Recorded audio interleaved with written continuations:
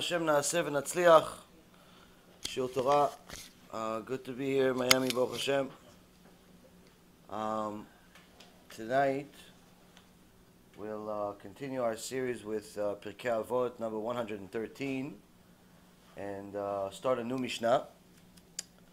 Very, very interesting Mishnah. Talks about money, which is very... I think it's common to talk about money today. People like to talk about money, right? Okay.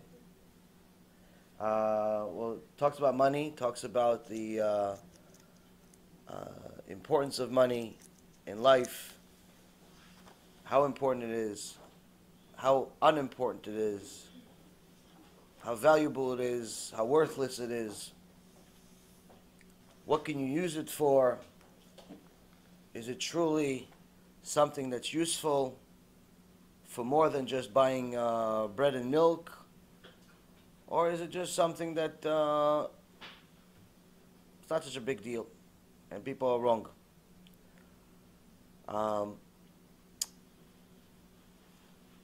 If you notice, the last couple of Mishnayot have talked about different types of students, different types of people, character traits. And this Mishnah continues it. It's strategically and divinely inspired to be put exactly here after those two. The Midrash Shmuel says that this Mishnah, which starts off with there are 4 types of donors to tzedakah, to charity. It talks about the 4 types of donors, 4 types of personality types, and how they connect to money, what their attitude is about money. And if you notice, the last 2 Mishnayot also had 4 types, where we had the 4 types of character traits of people that get angry. You know, they get angry quickly, they get angry slow. Also the 4 types of students that, in regards to how fast and how sharp they are in their retention to learning Torah especially, how they remember it or forget it. And here this Mishnah is put here and continues the same 4 type of model, but it's not just the 4 aspect of it that it has in common with the other Mishnayot. It's actually much, much deeper than that.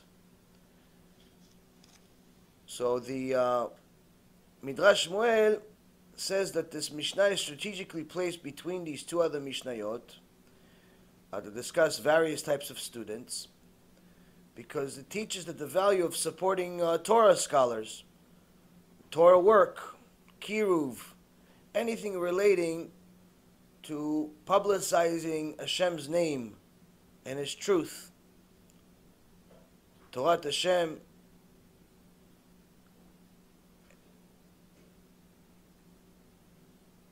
and how people that have means, people that are gifted with money and engage in this type of charity, can actually find a way to buy themselves Olam Haba with money. It's possible. But we'll see how. It's not so easy. Just because you give $1 million to yeshiva doesn't mean you bought Olam Haba. Could be you bought yourself Gehinom. Depends what kind of yeshiva. But needless to say, this is something that we already learned from Sefer Bereshit, when we learn about the sons of Yaakov Avinu, and we learn about Issachar and Zvulun.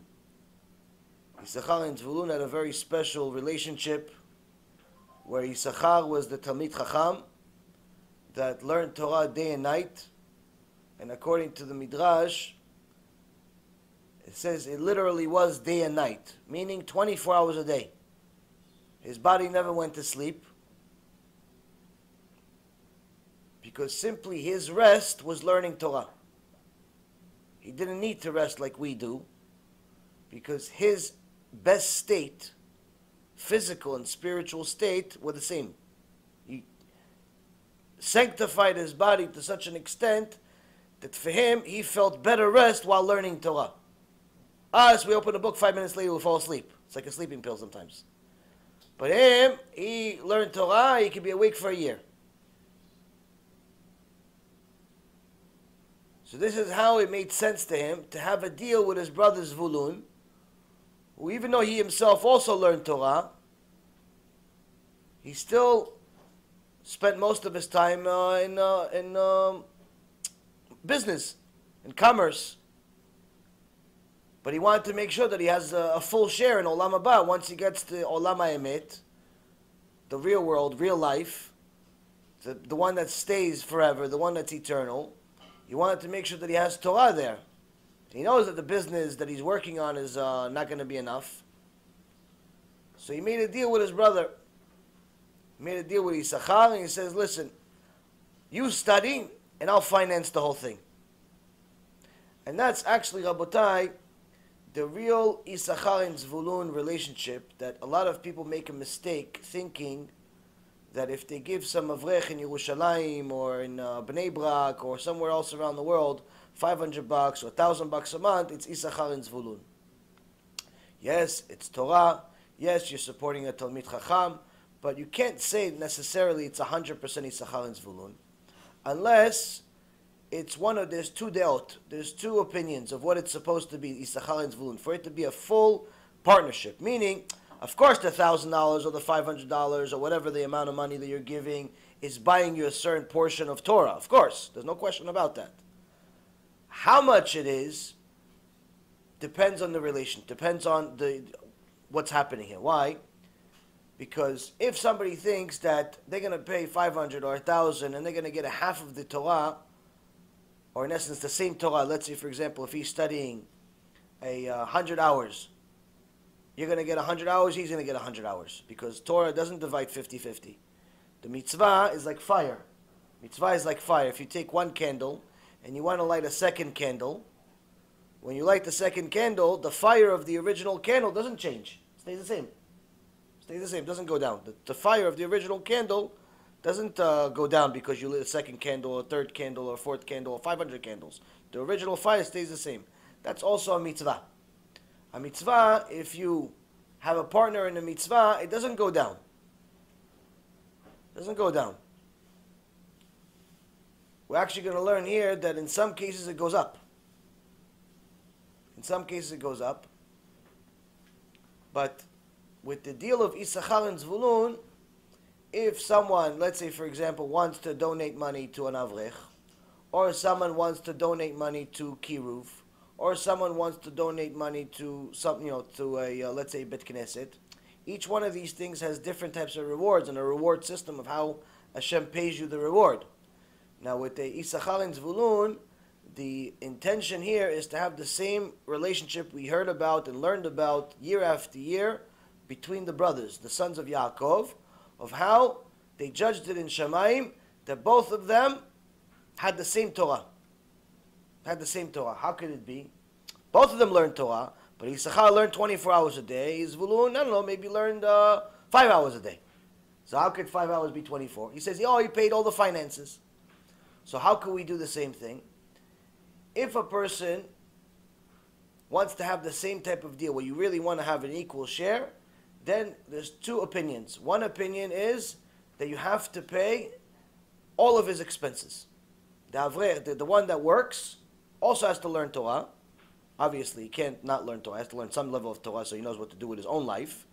But in order to inherit the extra Torah that the avrech is learning all day and all night, not like Issachar obviously, but like a normal person in today's world, to have an equal share in his Torah, he has to pay all of his expenses. So if he has expenses, if he has a family, kids, and so on, his expenses, let's say, is $4,000 a month, $5,000 a month, you have to pay, if you want an equal share, you have to pay the $4,000 or $5,000 a month. Meaning that if you pay $1,000 a month, it's good. It's good, but it's only a 25% share.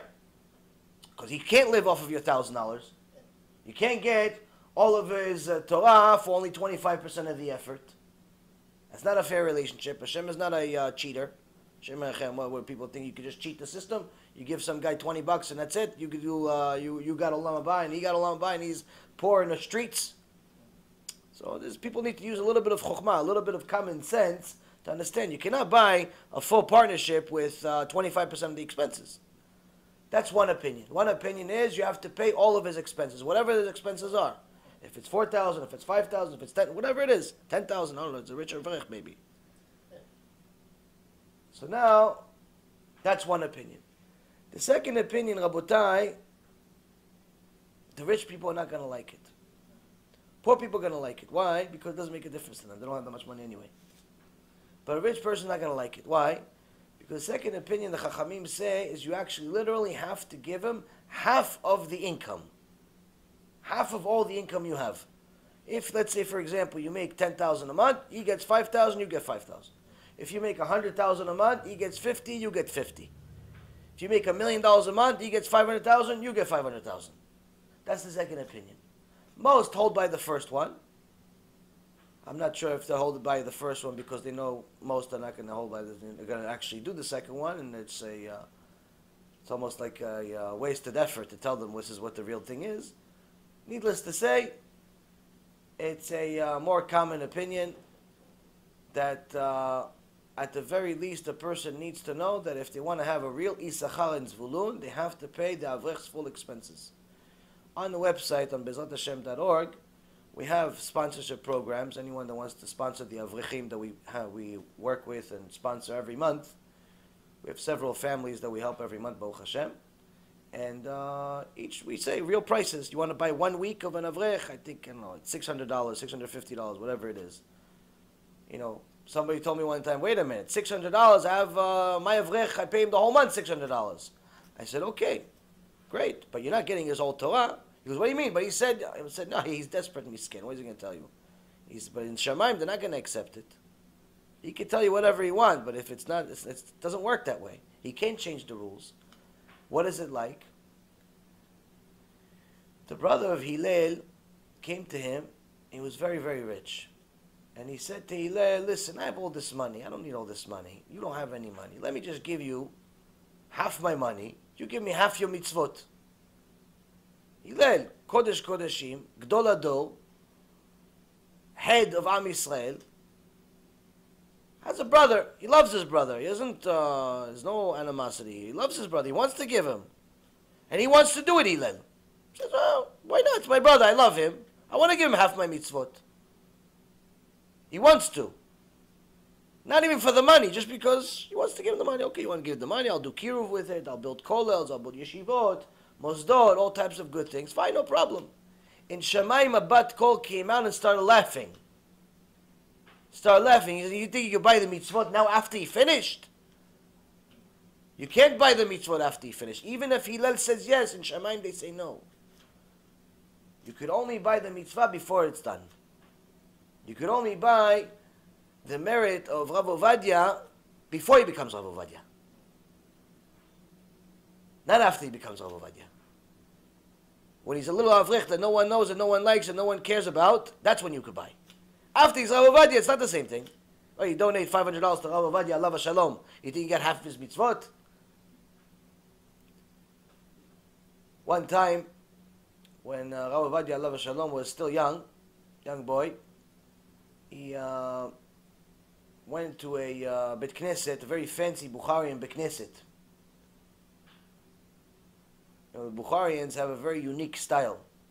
Very unique, beautiful style. How it's mamash, you could tell that it's a unique nation, unique people.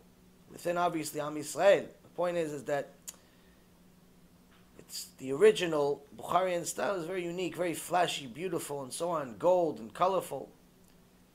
Their food is like that also, and their personalities.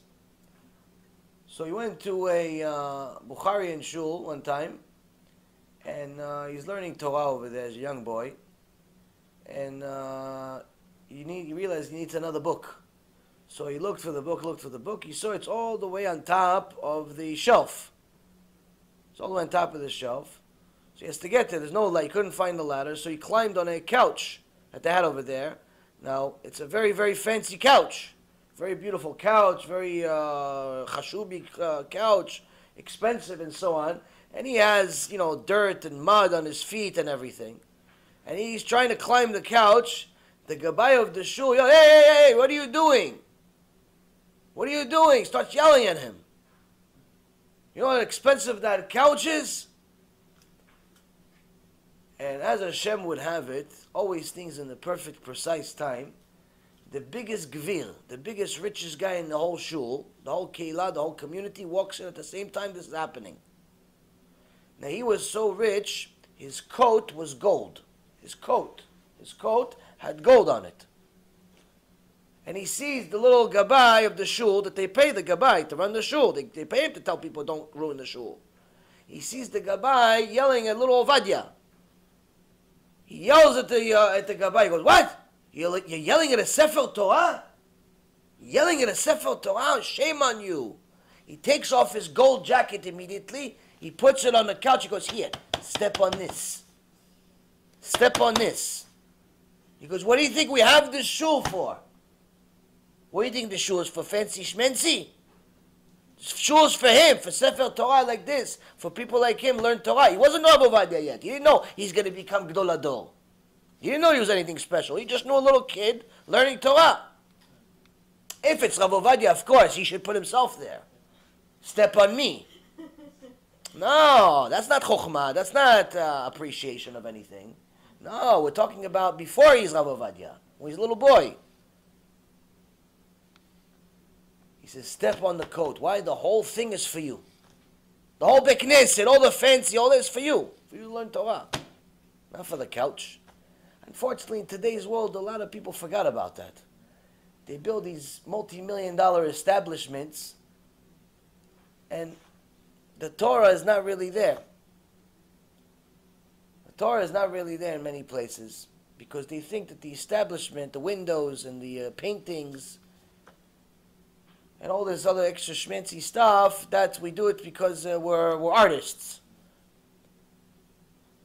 So, the few Mishnayot here that we see before, and actually one we will see after. It says, Arba midot be'olchei bet midrash, the 4 types of people that go to the bet midrash, to the house of study. There's different types of people. See, there's several different types of learners, personalities. It says that they're all connected. This is strategically. This Mishnah connects to all of them. Connects to all of them. The Khatam Sofer, Alav Shalom, one day was praised. Somebody gave him a compliment of how amazing his memory is. Mash, computer. You ask him a question, he knows exactly where it is in the Torah. It's like he has a library in his brain. He knows the page number, this, it's on the right side, the left side, the bottom side, the middle side, the 3rd line, the 8th line. Mamash, until you meet a Talmid Chacham, when I remember, I can never get over this. My whole life I thought I was smart. I was very conceited. I thought I was very smart. Until I met a Talmid Chacham, and then I realized I'm retarded. I'm serious. I don't care who you are. You could be one of these scientists, Einsteins and Feinsteins and Hawkings and Schmockings, all these people. I make fun of it because it's really a joke. People think these people are smart. You ask any of them, listen, who's your smartest judge? Who's your smartest judge you have? Smartest judge in the history of America, history of Russia, history of whatever country you're in. They're going to name you some guy. Said, okay, can your judge remember every single case about this specific issue or any issue at all over the last 1,000 years? Yeah, off the computer. No computer. Right off his head. You ask him a question, let's say we're dealing with issues with money. Somebody took something from somebody's yard, let's say. All the cases that ever happened over the last 1,000 years. Does your best judge remember every single case that ever happened pertaining to this? They're going to look at you like, what, are you crazy? Even the computer doesn't know. The computer itself doesn't know. He just knows a few. It's an algorithm that gets you the best search items that have common words. Even the computer doesn't know. Talmid Chacham, Rav Ovadia, knew it like it was nothing. Khatam Sofer knew it like it's nothing. Like, why wouldn't I know? So somebody gave him a compliment and he said, Kvod Harav, it's unbelievable how your memories, how great your memory is. Wow. And he rebuked him. Chatam Sofer rebuked him. What? What are you talking about? What memory? What are you talking about? It has nothing to do with memory. I have no memory. I don't remember anything. He says, Kvod Harav, we asked you questions, you remember? He goes, no, it has nothing to do with memory. He says, the Torah tells you good things of reward, and tells you punishment too. Now, it's so hard to learn it. It's so hard to learn this Torah. You have to toil and toil to understand the point, the bottom line, and everything else. And there's so much on the line, because if you get it wrong, it could be death penalty. Hashem Yachem. Meaning, if you light candles of Shabbat on time, it's mitzvah. Mitzvah. If you light it 30 seconds, I'm not talking about 30 minutes, 30 seconds late, it's Chilul Shabbat, it's Gzar Din Mavet, death penalty. 30 seconds late, it's death penalty. Meaning, if you analyze the timing of when it's supposed to be and not supposed to be, it's life or death. He said it's so hard to get to the bottom line, to get to know the yes and the no and everything else. It's important to me to know it. My life is on the line. It's such a shame to forget it. I'm scared to forget it. That's why I remember it. It's not that my memory is good. It's that I'm scared to forget it. Do you understand the difference? I'm scared to forget the Torah. So, we see all of these special people that we've learned about over the last couple of weeks that have midat chasidut, that doesn't only not get angry, but if something ever happens, he gets over it really quickly. That's what makes him a chassid. On the other hand, a person that absorbs things quickly, he's sharp and he remembers them. Midat, that's a chacham. A person that's generous, not only he gives what's his, but he lets you keep yours. All these different types of good traits. So this Mishnah also talks about these special people and not so special. So the Mishnah starts the following. It says, Arba midot benotnei tzedakah. There are 4 types of donors to charity. הרוצה שייתן ולא ייתנו אחרים, אינו רעה בשל אחרים. ייתנו אחרים והוא לא ייתן, אינו רעה בשלו. ייתן וייתנו אחרים, חסיד. As you notice, it's the third one each time, and I'll go over the translation in a moment.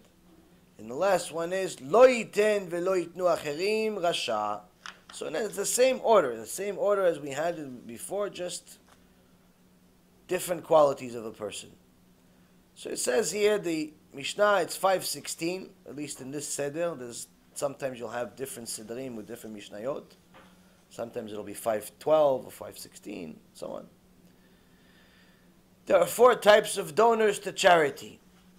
4 types of donors to charity, meaning there are 4 types of attitudes towards giving. 4 types of attitudes towards giving. That's what Rav explains it as. One who wishes to give himself, but doesn't want others to give. He doesn't want other people to give. He begrudges others, meaning his eye is an evil eye against other people. Second one is one where he sees that the others, others should give, but he should not give. His attitude is that other people should give. Him, no, not for me. Not for me. He begrudges himself now, not others. His ayn hara is on himself. He hurts himself. And we'll understand the details. The third one is that he should give and others should give. That's a chassid. Not only does he understand his own responsibility of giving, but he tries to get other people to give. That's a chassid. Giving the merit not only to himself, but also other people. And the fourth one is, he should not give and others should not give. Not only he doesn't want to give, but he doesn't want other people to give. That's Rasha. That's an evil person. That's an evil person. Tiferet Israel calls him cruel and wicked. It's a cruel person. Sometimes we have these campaigns we do online to try to raise money, because even though I give you guys everything for free, and the shiurim are free, and the CDs are free, and the posters are free, and the books are free, and everything is free, somebody has to pay for it. Doesn't come like man from Shamayim yet. We are not at that level yet. Hopefully next year. But the KIRUV packages are free and everything is free. It costs money. So we try to raise money for people to donate. And sometimes some people, mamash, can lose olam haba in a second. Why? They open their mouth when they shouldn't. What do? They write some nonsensical comment. Like, I remember the last campaign we had, somebody wrote, "What do you want? What do you want?" Or another guy says, "I don't really have any money right now." Okay, do you have to publicize you don't have any money? If you don't have any money, keep it to yourself. Or other people say, "Oh, all these rabbis want is money." All types of things like that. Why? For what? What purpose does it serve? You're making a public comment that could potentially, even if there's a 1% chance, that it discourages another person from giving, or it causes another person to give less. Instead of him giving 1,000, now he gave 100. Now to you, that doesn't mean anything. In Shamayim, it means significantly different for both of the people. Why? For what?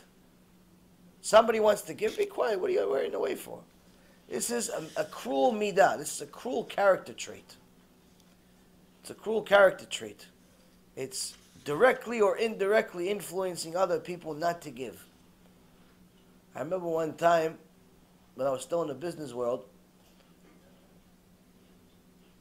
Baruch Hashem, Hashem gave me a lot of different tikkunim, a lot of different problems I have to deal with in my life, but it was never money. Baruch Hashem. So, I never had a connection to it, liked making it when I was in business, but never looked at it beyond of it being a tool. And one time I decided to donate. You know, they have the Bekneset, they have, during the holidays, they do the auctions. And people, you know, challenge each other's ego. I give 500, I give 600, I give 900, 200. 5 hours later, finally they got to 2,000. It's the whole gas, the whole show off of getting finally there. Unfortunately, the Chachamim said that if it wasn't for ego, there wouldn't be any Batei Knesset. Most of the time, money is coming only because of ego, not because of the Beit Knesset and anyone caring about Torah. That's a reality. It's true. So one time, they had this thing, and I just decided to just throw the big, what I wanted to give. It's a big number. I think it was the biggest in the shul's history at that time. It wasn't that big, whatever. It was big for them. And somebody looked at me and goes, "What are you doing?" I thought he was talking to somebody else. Maybe somebody stepped on him or something. I don't know. What? "No, what are you doing, man? You could have got it for so much cheaper." He tells me, "You could have got it for so much cheaper. Why'd you go all the way up there?" Initially, I didn't understand what he was. What are you meaning to get cheaper? Buying pants? Buying shopping for the Super Bowl? Like, what am I doing here? What are you? I'm buying. I'm buying a blessing. Could have got it for cheaper.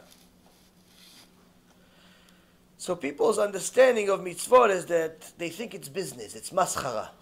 They treat mitzvot like it's business. They're supposed to get it for the cheapest. Somebody tell, "Oh yeah, I need tefillin." Okay, what's your budget? Well, how much are they? I said, it depends. You can get tefillin that are decent for $600. You can get, if you're a grown-up and you have a few dollars to spend, you should get tefillin for $1,500, $2,000, $3,000, depends on your budget. It's not a 2 months investment. This is something you can have for a long time. Plus, this is one of the tools you connect to Hashem with. It's not a car that goes bad after, You after a few years, or even after a few minutes sometimes, depends where you buy it from. It's not a house that is just cardboard that you're gonna fly away with just a little bit of wind. It's tefillin. Depends what your budget is. How much does it mean to you, and how much you're able to afford according to your means. No, I just want to get whatever's the cheapest. So it's cheapest, you gotta go to another rabbi. The cheapest, go to another rabbi. You can get something cheaper for me. You guys, we don't make money. We don't make money from it anyway. But the point is that go. If you want something cheap, go somewhere else. Cheap, go somewhere else. You don't. It doesn't matter to you. It doesn't matter to you. Why should it matter to me? I'm gonna go break my head, get it from Yerushalayim, shipping this, deal with this, wait for the guy, deal with this whole thing. You want to get something cheap? Go to eBay or something. Buy it for $30. Some dog wrote it or something. What are you bothering me for? You want something cheap? Or some people say, I have mezuzah. I need 10 mezuzot. What's the cheapest you have? As cheap as I have is somebody else. Cheapest I have. You look for something cheap? What is this? Groceries? You're looking for a sale? You're missing the point. Watch some shiurim. Maybe you come back to me after. Do some tshuva. The point is, Rabotai, mitzvot is not something you're supposed to look to save money on. You don't negotiate with mitzvot. If anything, you should give more. If you really want to show you have good midot and you're showing Hashem that you love the mitzvah, you should learn from the mitzvah of mezuzah.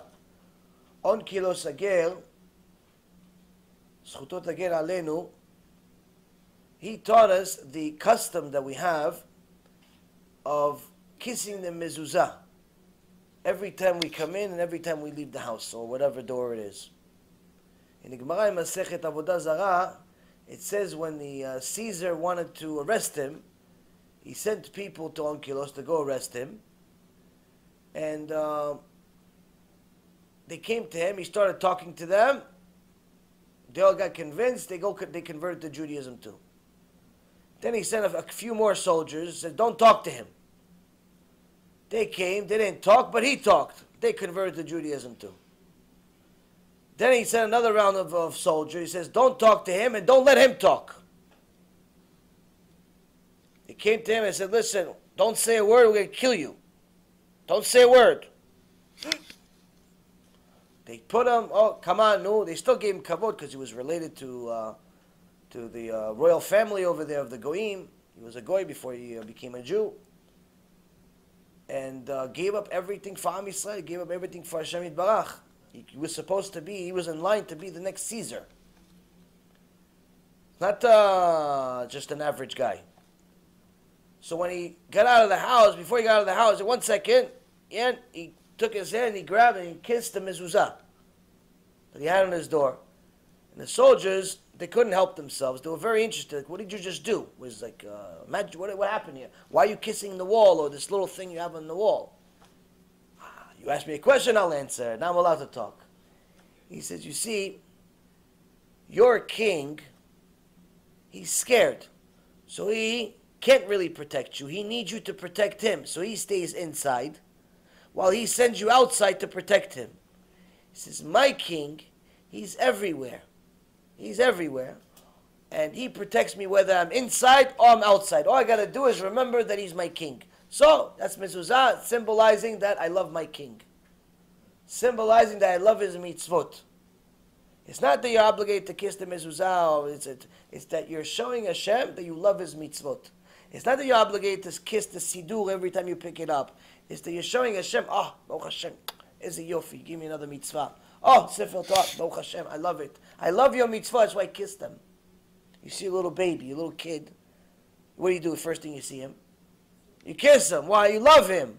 The same thing you got to treat it as Torah, as Sidurim, as Mitzvot, as Tzitzit, as Tefillin. We kiss it. Why? Baruch Hashem. Baruch Hashem. A lot of people kissing it, they think it's like obligation. If you don't know what it means to kiss your mezuzah, don't kiss it. It doesn't need to be kissed. If you're Mechalel Shabbat, don't kiss the Sefer Torah. Don't listen to the Sefer Torah. Don't kiss it. If you're not going to listen to the Sefer Torah, don't kiss it. Because to listen is the obligation. To kiss it is not an obligation. To kiss it is just something you do if you're listening to it.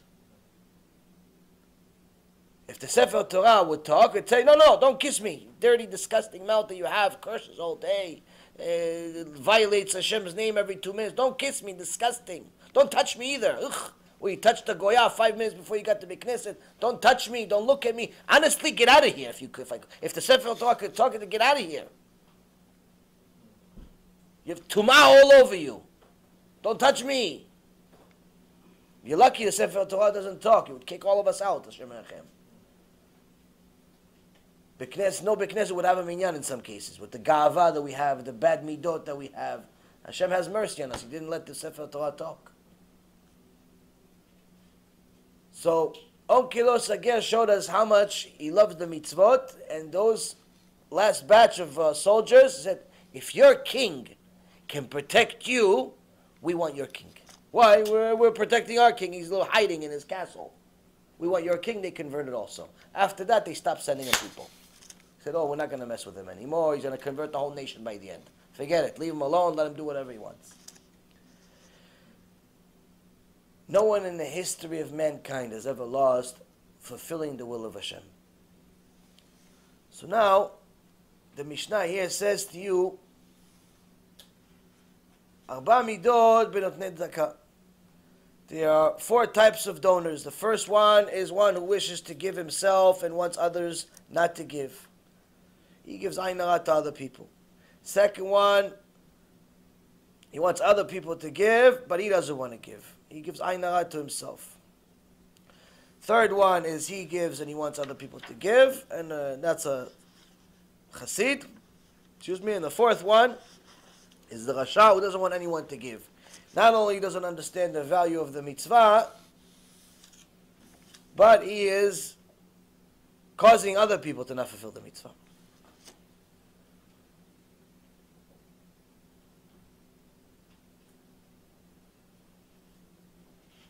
So, when a person is wealthy, he has to understand that being wealthy, having money, is a much bigger test than being poor. Much bigger test than being poor. And the reason why is because if he's wealthy, it all depends on the level of wealth. If he's wealthy and there are people around him, Jews around him that are poor, don't have food for Shabbat, struggling, they're not able to pay for yeshiva, they can't buy a chumash, and he lives his life, he should know that when he gets up to Shamayim, he's going to have to pay a din for that. He's going to get punished for it.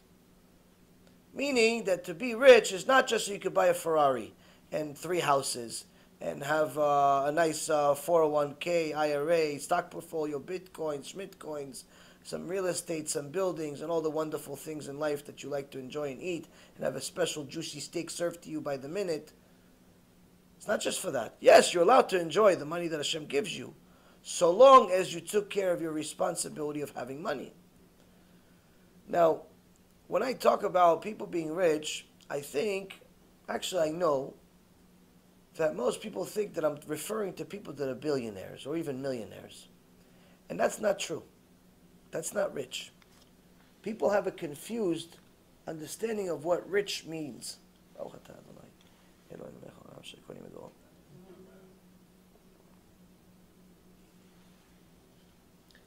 Rich does not mean a billionaire. Rich does not mean a millionaire. Yes, of course, that's rich. I'm talking monetarily rich. But if a person has $1,000 to their name, obviously he's not rich. Why? That's just enough money to get by. I don't know. It depends where you live, for the week, for the month. There's not much more than that. If a person has $5,000, okay, so he has enough money to get by. Again, depends on where he lives, for a couple of months, maybe less, maybe 1 month. Depends on his expenses. But what if the person has a nice portfolio? He has $100,000 in the portfolio, and he's got his expenses of, let's say, $4,000 or $5,000 a month. Is he qualified as a rich person? Is he qualified as a rich person? I'm asking you a question. Who's going to tell me yes or no? Would you say, look at this guy, he's rich. Would you say it? You would say he's rich? What about you? Would you say he's rich? I wouldn't. 100,000 is nothing. 100,000 is nothing. $100,000 is not a lot of money. It's a lot of money, but it's not a lot of money. Meaning, you could spend it in a day on a car. You could spend it in a day, down payment on a house. You could spend it, it's nothing. But if his expenses are $5,000 a month, then technically he's rich. So which we hear from here, we learn that rich does not have much to do with what I think. Rich has to do with relative to your life, relative to how you're living your life and so on, and what your actual real needs are. Now, if you have expenses that are exorbitant, that because you're wasting a lot of money and you are, renting a house or live in a house that's beyond your means, and you have all types of jewelry and all types of unnecessary things that you don't need in life, then you're wasting the gift that Hashem gave you, number one. And number two, you're a rich person that's probably not going to stay very rich. Why? Because you're not going to have any blessing in your money. So even if you have $100,000, $200,000, $500,000, $500,000, $1 million, you are rich, even though by that person's definition, people like that spend a lot of money usually define rich as someone that's very far away from them. So if, let's say, for example, if they have, let's say, $200,000, $300,000 in the bank, which is more than enough for every normal person to live on for a long time and so on and so forth. I'm not saying you can retire on it, but it depends on your age also. If you're 70 years old, 60 years old, you can. But if you're 20 years old, then no. You're going to need more than that. But the point is that if you're, let's say, in your 20s or 30s and you have $200,000, $300,000, you don't think of yourself as rich. Why? Because you're looking at the guy down the street that has $2, $3 million. You're like, he's rich. And you look at the guy on TV or on the internet that just sold his company for $20 million. It's like, he's rich. He's rich. He's got $20 million. You look at the guy that's running the country. He's got $10 billion. It's like, he's rich. He's rich. Trump, he's rich. Yeah, he's rich. But you're wrong. And right at the same time. Yes, they're all rich, but so are you. You have much more than what you actually need.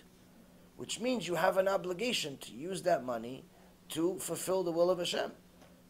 You don't need to, the definition of rich does not fall on just people that have millions and millions and zillions of dollars. It all depends on how much you have beyond what you need. And what you need is not what you want. It's two different things. Your kid is always going to want the lollipop. He doesn't need the lollipop. Even if he tells you, I need it, I need it, I need it. He doesn't need the lollipop. And you go to the toy store, I need the toy. What do you need the toy for? I need it. You don't need it. You want it. I need it. You don't need it. You want it. So we have to be grown-ups and understand there's a need and there's a want. There's a desire. For the most part, most people in the world live beyond their means. And that's the reason why you see many people in huge amount of debt, that they're never going to be able to pay back. Because unless their income somehow quadruples, or they live to be 300 years old, they're never going to be able to pay back this debt. All these young kids that go to college, they're 18 years old. By the time they graduate college, 22, 24 years old, whatever that is, they go to grad school if they want to be something, because college is meaningless now. College is what high school used to be. It's a complete waste of 4 years until the last semester. The last semester is the only thing that's meaningful. If you could just skip the first 3.5 years, it'd be much cheaper and much better for you. You have less sins too. But in general, we don't recommend for Jews to go to these colleges unless it's going to be a kosher college, which Hashem Echem, I don't really think exists to a high level. Either way, the point is that a person, by the time they finish school, even if they have a decent profession like an accountant, or they're going to become a lawyer, or they become a doctor, they're not going to make big money right away. They're going to come out of school, even if they're good in grades and everything else, maybe they're going to make $75,000 a year, $80,000 a year, maybe, if they have a great job. Average person, he's lucky if he gets a $35,000 a year job. You know how many kids came to me from Harvard and Yale and Princeton, and I couldn't even hire them for $30,000 because they had nothing? They had nothing worthwhile. Yeah, they had nice grades, but in things that were useless to me. Useless skill. Use that communications degree. What am I going to do with a communications degree? Go communicate at Burger King. That a physical education degree. Okay, go physical yourself and at home. I need somebody that's a hustler that's going to do something with their life. So a lot of these kids go to school, they get these degrees, complete waste of money. Aside from consuming themselves with an enormous amount of sins that's very hard to fix in your life. But even if you put all of that aside, you just look purely at the financial matters, you see that these kids come out with debt that most likely they're never going to be able to pay back unless they strike it rich. They come out of college with, at the best case scenario, the job. Even if they're really good at it, they're going to get $75,000 a year. If they're good at it. But the debt they have, $150,000, $250,000, $300,000, $400,000 debt. When is he going to... Now, the $75,000 he's making, it's not really $75,000. It's theoretical $75,000. It's $75,000 says on paper it's $75,000. You don't actually get $75,000. First of all, you got taxes. That almost takes half of it. Then you have expenses. Well, you don't live on man. You have expenses. And of course, if you have $75,000 in income, you're thinking, you're a kid, you make $75,000, I'll spend $100,000. I'm not going to spend $75,000. Chas v'shalom. If I make $75,000, I'm going to spend $100,000, which means you continuously increase your debt until the bankruptcy office knocks on your door. Hey, sir, no more credit. You're a thief. Enough. You're never going to be able to pay this back in a million years. That's why people say, oh, I can't wait for the Mashiach to come. I can't wait. Because they think the Mashiach is a Social Security office. They think the Mashiach is going to pay their debt. They don't want Mashiach to come because they want, Hashem Yitbarach to be sanctified, and Torah and mitzvot. No, they want Mashiach to pay their debt. They think he's the Social Security office. He's welfare. People think the Mashiach is going to come solve their problems. Oh, I can't believe all this debt. I can't wait for Mashiach to come. What do you mean? If you don't find, do you think the Mashiach is going to pay your debt? You have to pay your debt. So the thing is, though, is that a lot of people need to understand is that you have to think. You have to think. The Torah makes you think. It forces you to think. Think ahead before you make these moves. Before you go into school, if you're going to go to school at all, where are you going? For what? If you're going to go for some waste of time degree, don't go. Save the money. Because you're not allowed to borrow. According to Halacha, you're not allowed to borrow money if you know that you can't pay it back. If you don't know, it's a different story. But if you know for sure you can't pay back, you're not allowed to borrow the money. It's the same thing, for example, if you go to a store and you know, let's say it sells seeds, and in Israel they have these stores in the market that sell all types of candies and seeds and pistachios and stuff like that. And some people just come there, they're not looking to buy, just looking to taste everything. Okay, take the feel. Oh, this is good. It's good. Oh, good. I think it's lunch. Because they only take one, and one here, and one here, and one here, and one here. And by the way, in Geno, they say, okay, this room is for that one, this room is for that one, this room is for that one, this room is for that. It's gezel. You're stealing. You're not allowed to just, yeah, but he's giving other people. Yeah, because they're customers. They're looking to buy. You know, coming into that store, you're not looking to buy. That means you're not allowed to taste. Same thing, people go to suit stores or clothing stores, and they know they're not going to buy. They have nothing to do with their life. They want to try on clothes. You're a thief. You're a thief. Why? The guy doesn't know that you're not looking to buy. The girl doesn't know you're not looking to buy. She's thinking, she's getting her hopes up. She's spending time and energy on you to give you the sizes, to give you the dress, to give you the this, to give you that, and you have no intention whatsoever to buy. In fact, what you're looking to do, you're looking to go to the store, see what's there, and then say, okay, yeah, I like this one, but I'll get back to you. You go home, and you buy it online for cheaper. You're a thief. You should know, Gazlan. You're a thief. You're not allowed to do such things. But only the Torah is going to teach you such things. Because everything I just said to you is normal behavior in the world today. People sometimes get these clothes, Why? For one night. She buys the dress for one night. She leaves the tag on it, or he leaves the tag on the jacket. Why? I'm going to wear it one night to go out on this date, to go to this event, to do something, and tomorrow I'll give it back. You're a thief. A person's a thief. You're not allowed to do such things. But only the Torah is going to teach you these things. These are halachot in the Torah. A person that wants to have even a chance of getting to Olam Haba is going to have to know these things. And the reason why is because the laws of money are the ones that the Chachamim say, if somebody wants to be a Chacham, go learn the laws of money. Go learn the Gemara, Bava Kama, Bava Metzia, Bava Batra. There's 3 Gemarot. It really originally was 1 Gemara, but it was too big of a tractate. So they divided it up into 3. Anyone that wants to inherit Chokhmah, to become a big Chacham, to become something special, has to learn these laws. Why? Because these laws are not just about the laws of what to do and what not to do. These laws are against your inner nature. Your inner nature is Ra. A person is born with an inner nature that's evil. Yetzer Hara. His inner nature is automatically going to think that the world owes him something. His inner nature is going to tell him that even if I'm buying or I'm not buying, I'm doing him a favor. I'm giving him something to do. I'm giving him something to do. He wasn't doing anything before I came to the store, so I'm helping him out. I'm giving him something to do. Why don't you do something for him then? He's going to give you something to do. You give him something to do. Both of you work for each other. How about that? You go work for him in shtuyot, kind of nonsense people have in their head. But this is Ra. This is the evil inclination. So unless a person starts learning these laws of money, he's not going to know why. Because the laws of money, according to the Torah, it's not just telling you what's allowed, what's not allowed. It's telling you how to be a kosher person. How to be, not just eat kosher food. Be a kosher person.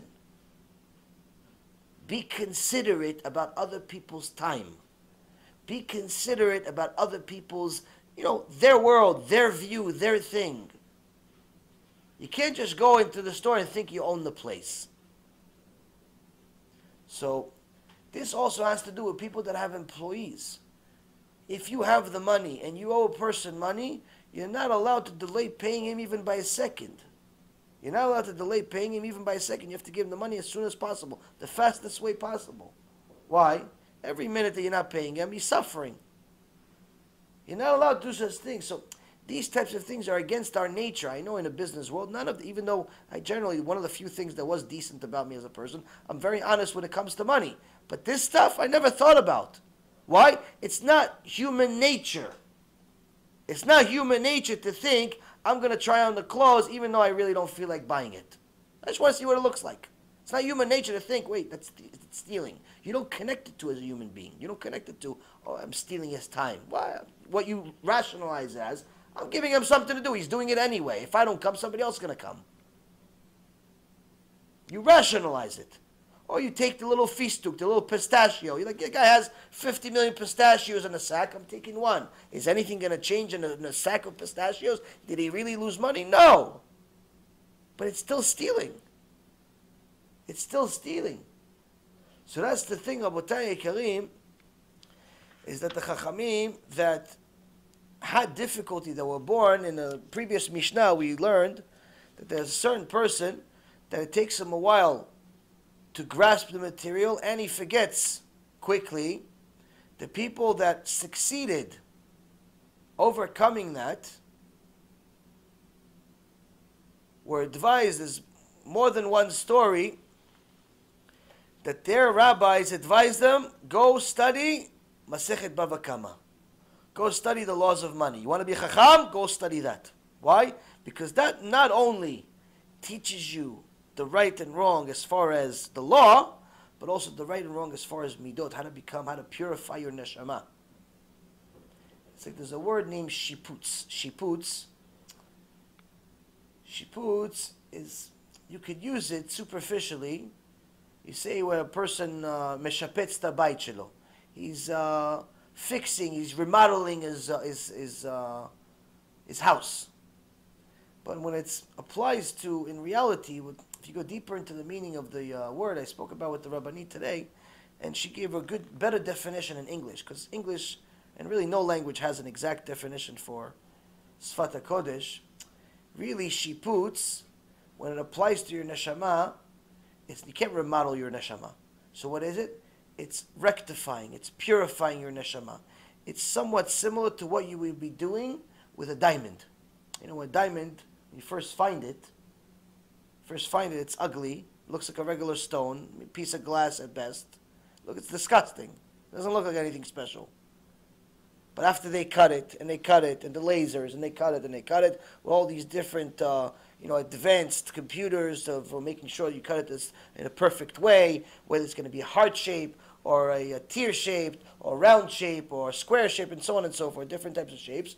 Based on the diamond, you want to make sure that it reflects the light the best way, and that's how they make diamonds that shine. It all has to do with actually how you cut the diamond. It's not just you cut the diamond and all of them shine. You can cut two diamonds the same exact way. One of them will shine, the other one won't shine. Why? Because that diamond was not able to reflect the light the same way. Point being, Abotai, is that to cut the diamond and make it really valuable, to get the precious value of, let's say, a perfect, flawless diamond, the flawless diamond, you have to you have to cut it and fix it and cut it and fix it and cut it and fix it. And this, Rabotai, is what we're supposed to do with our neshamot. You have to cut them and fix them and cut them and fix them and cut them and fix them and fix this and fix this and fix this. And one of the most difficult things for a person to fix is attitude towards money. His attitude towards money. Because most people that work think that whatever money they make is their money. They don't think about it as this is God's money. They think it's their money. So when and most people, they work so hard for the money that it's hard for them to give it. Even though Hashem gave them 100%, and He tells them, give 10 to my children that are learning Torah. Give 10 to my Torah. He's like, no, but it's my money. It's not your money. It's Hashem's money. He gave you 100% for you to give 10. And if you want to be a tzaddik, give 20. People look at you like you have 16 heads. Like, nah, it's not. I don't think it's relevant for today. Like the Torah changed, chas v'shalom. Why? The reason why is because people fall in love with their money to such an extent that it's hard for them to separate themselves from it. It's hard to separate themselves from it. So, the Vilna Gaon that spoke about this topic, he says that the ultimate human joy comes from attaining a higher level of understanding. When a person gets money, he could get excited for a minute, for an hour, 5 hours, a week, let's say. But that's it. In reality, the excitement goes away. Especially the more money the person has, eventually he becomes numb. And that's the same with all material. With all material. In fact, Shlomo HaMelech says, Dvash matzata echol dayeka kentis be'ena ve'ekiyato. Shlomo HaMelech says, if you found honey, eat slowly, a little bit at a time. Why? You eat too much, you're going to end up throwing up. Now, do we really need Shlomo HaMelech, the wisest man of all time, to tell us that if we eat too much honey, we're going to throw up? This is what wisdom he has? You really think this is what it means? No, what he's referring to is the number one pleasure for a human being. What is it? The pleasure of intimacy. The pleasure of intimacy, climax of intimacy. And he's saying, if you found, especially to men, if you found a woman, that's dvash, that's the honey. You found a woman, take it easy. Don't become a donkey. Don't become a lion. You're still a human being. You're still a holy human being. You're still a Jew. There's a time to be together. There's a time not to be together. Half the month you're together when she's pure. Half the month you're not together when she's not pure. Why? If you do it too much, if you're too intimate, eventually you're going to vomit. Meaning, eventually you'll become disgusted of each other. Even though initially, oh, wow, ooh, what? You could show the most beautiful women, and you could show the ex-husbands too. How could it be she's so beautiful, and the whole world thinks she's beautiful, and on magazines, and Hashem Achim, and all these things, everybody thinks she's beautiful, but she has 6 ex-husbands. How come all those 6 ex-husbands think she's disgusting? Because they didn't follow the simple rules of the Torah. Simple rules of the Torah. And this is with the number one pleasure. And the same goes with all pleasures in life, whether it's money, or kavod, or intimacy, or so on and so forth.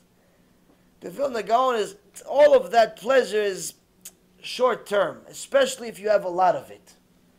The ultimate pleasure, though, is when you understand something new, when your whole mind switches. Why? Chidush. You have a chidush. What's a chidush? What's a new insight? What does it mean? It means that everything you believed until now became meaningless. Why? Because now there's something new. Your whole life changed direction.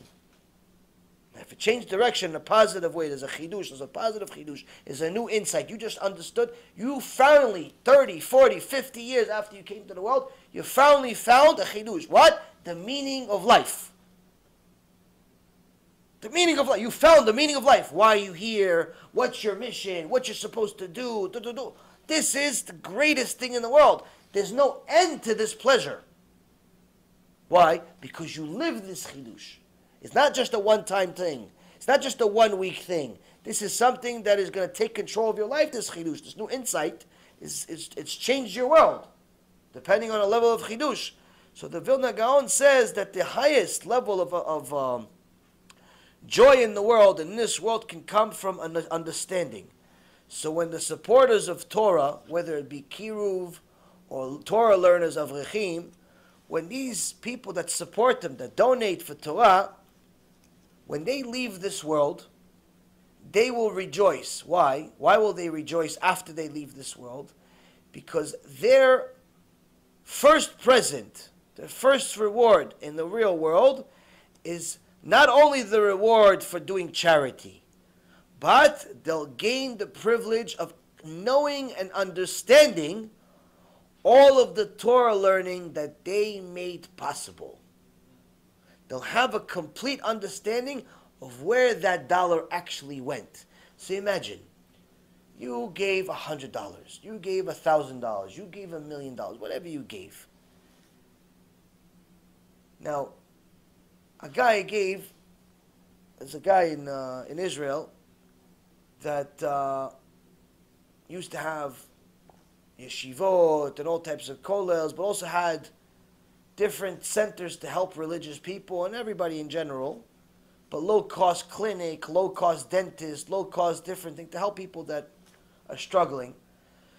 But the government of Israel, the Zionists, decided that he has too much power, we have to take him down. And that's what they did. They conjured up a conspiracy that all types of claims on him, all have been proven false already, but literally destroyed him. Destroyed his finances, took all of his money, destroyed his company. Shem Yachem, miskin, poor guy.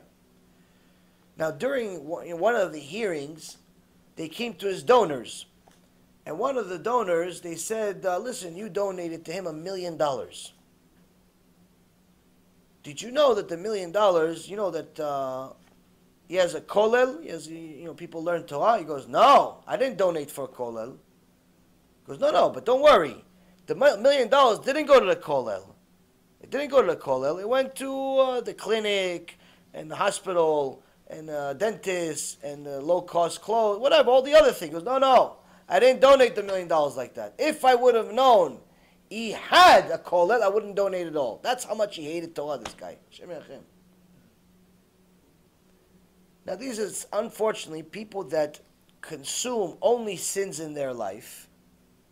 Even when they do a mitzvah, they don't know how to appreciate and they end up losing it.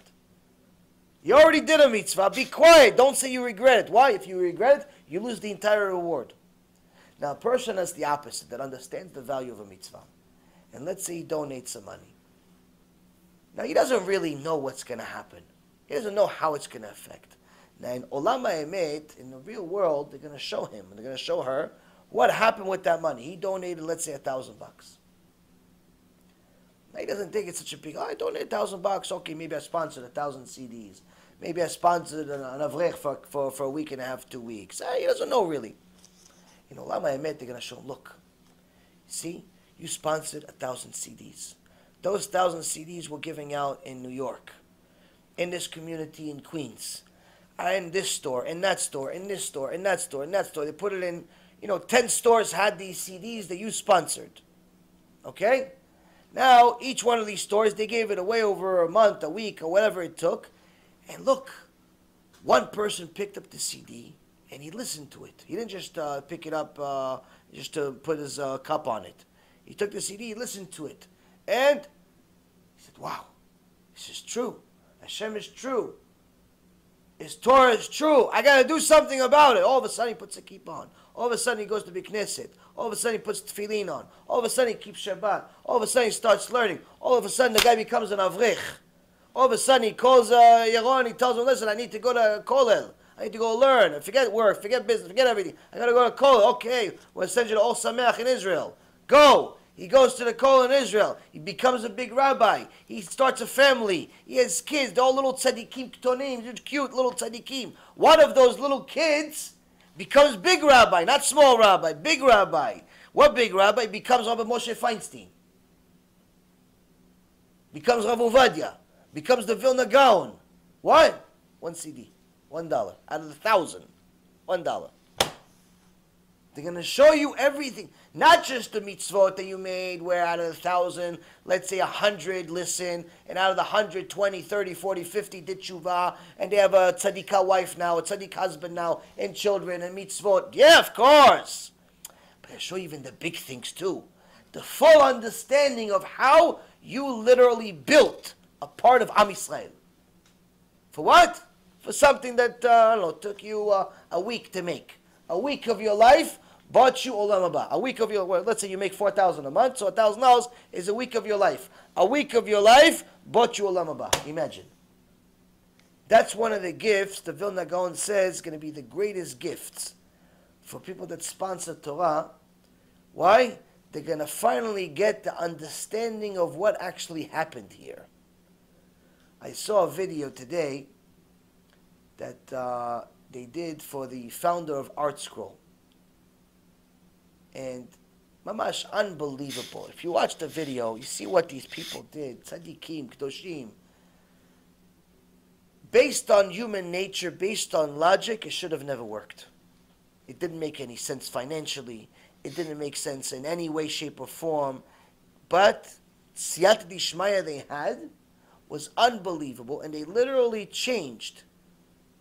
They changed the English-speaking world, and then later on the rest of the Torah world in modern society. Why? Simply by doing a mitzvah purely. For what? For Hashem. Not just for money. They ended up making money, but they didn't do it for money. And you see how each contributor, each person, he did the line over here, he did the translation, he did the edit, he did this, he did the book. And you see how so many people benefited out of this that are directly and indirectly involved in it. Imagine what they're going to see, what he's seeing. Now in Olam Haba, Shem, look, forget the video is just what people see. The video is what people see. Look at what we see from Shammai. I'll show you everything he did. All the mitzvot. So anybody that's involved in KIRUV, anybody that's involved in gathering money for Torah, for the kollels, for the yeshivot, it's important to know these things because one of the biggest tikkunim in the world, one of the most difficult things in the world is to raise money for Torah. And this is actually how Hashem wanted to create the world. Because if you notice, the Chafetz Chaim actually explained it. He says there's a very big difference that you'll see in the principles that underline the support system, meaning the heavenly support system of secular versus Torah. If you look at secular institutions, university, some college that's going to have 30,000 new wasting seat candidates every year. Another way to make $1 billion a year by charging each student $40,000, $50,000 a year to just waste their life for 4 years. Another innocent girls that didn't know right or left, Shem Yachem, they don't know what to do over there. Each one of them has a new husband every week. For what? Their parents are paying $40,000 for them to do all this. So much. It's like sending it's like sending your daughter to like a death camp. Sending your daughter to a death camp. It's might as well. She's innocent, tzadikah, kedusha, Torah. What's she doing in her life? You send her to these places, these universities. Shem Yachem. I remember I went to college. I went to Binghamton University. Now, that university is a state school in New York, and statistics at the time, I don't know how it is now, they said that over 70% of the students were Jewish in this university. And the vast majority of, how do they know? Because the vast majority of them were graduates of the yeshivas. Vast majority of them are graduates of Flatbush Yeshiva in Brooklyn and other places. So you see all of these kids with kippah and these girls that are modest enter the secular world. And Hashem Yirachem, what happens to these kids? Mamash, within a month, the guys most of them, become the biggest alcoholic drug addicts in the school. And the girls, Hashem Yirachem, they might as well go into the oldest business in the world. The parents think they're sending their kids to go get an education. They don't realize they're better off sending them to a concentration camp. Because at least they're going to save their neshama. At least they're going to save their neshama. No, he's going to Yale. She's going to Binghamton. She's going to Princeton. She's going to Harvard, my lovely daughter. My lovely daughter is going to Harvard. Yeah, do you know your lovely daughter, what she's going to do in Harvard? I don't care who your daughter is. That's what happens in those places for 4 years. That's what happens. Everyone's a victim. No one escapes it. It's peer pressure, life pressure, this pressure, that pressure. You're sending your kid to Gehenom by sending him to college. I've been there. People don't understand this. No, but he needs an education. No, he needs Olam Haba. Not an education. You want education? Send him to Kollel. Send him to Yeshiva. There's enough doctors in the world. There's enough lawyers in the world. There's enough. We don't need another one. We need more Jews. There's plenty of ways to make a living without losing your soul. There's online programs you could study. There's local community colleges. There's plenty of ways. You don't need to send them to these schools, pay an arm and a leg, take loans that you can't pay back. And Hashem Yirachem, what's going to happen to the kid's neshama? By the time he comes back, he doesn't even remember he's a Jew. No, why? He came for spring break. He still had his kippah on. Yeah, it's just for you, Abba and Ima. As soon as he leaves your house, he takes it off, he puts a baseball cap on, or nothing at all. I know, I saw it, and no one is going to say it's wrong. Everyone's the same thing everywhere. It doesn't even matter if it's called Yeshiva University or any other university. It's the same thing everywhere. Why? That's college life. That's the Goyish world. That's what happens in those places. So now, Rabotai, when one of these institutions wants to open up shop, usually the Chafetz Chaim says, you'll see there's one big donor. One guy, 100 million, 200 million, 300 million, boom, opened.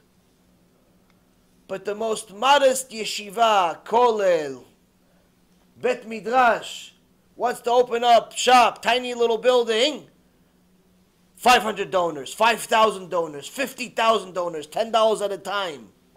Why? Why? They came to one of the people that was collecting came to the Rav, came to Chafetz Chaim and said, for the Rav, I don't understand.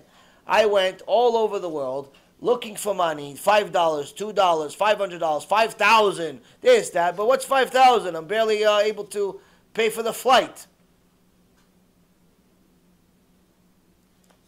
Took me a year and a half just to collect the down payment for the building. 6 months we're trying to collect $250,000. 6 months we're trying to collect $250,000. We haven't reached 10%. We're still making do. We're still going. I have no idea how Hashem is making it happen. We're going in as if we already have 500,000. New movies coming out that came out. Another one's coming out B'ezrat Hashem in a few days. The app's coming out B'ezrat Hashem in a few days. The website is getting upgraded now. Baruch Hashem, we just hired 2 amazing new employees. Baruch Hashem, Hashem is paying for it. I have no idea how though. You ask me, I have no idea how.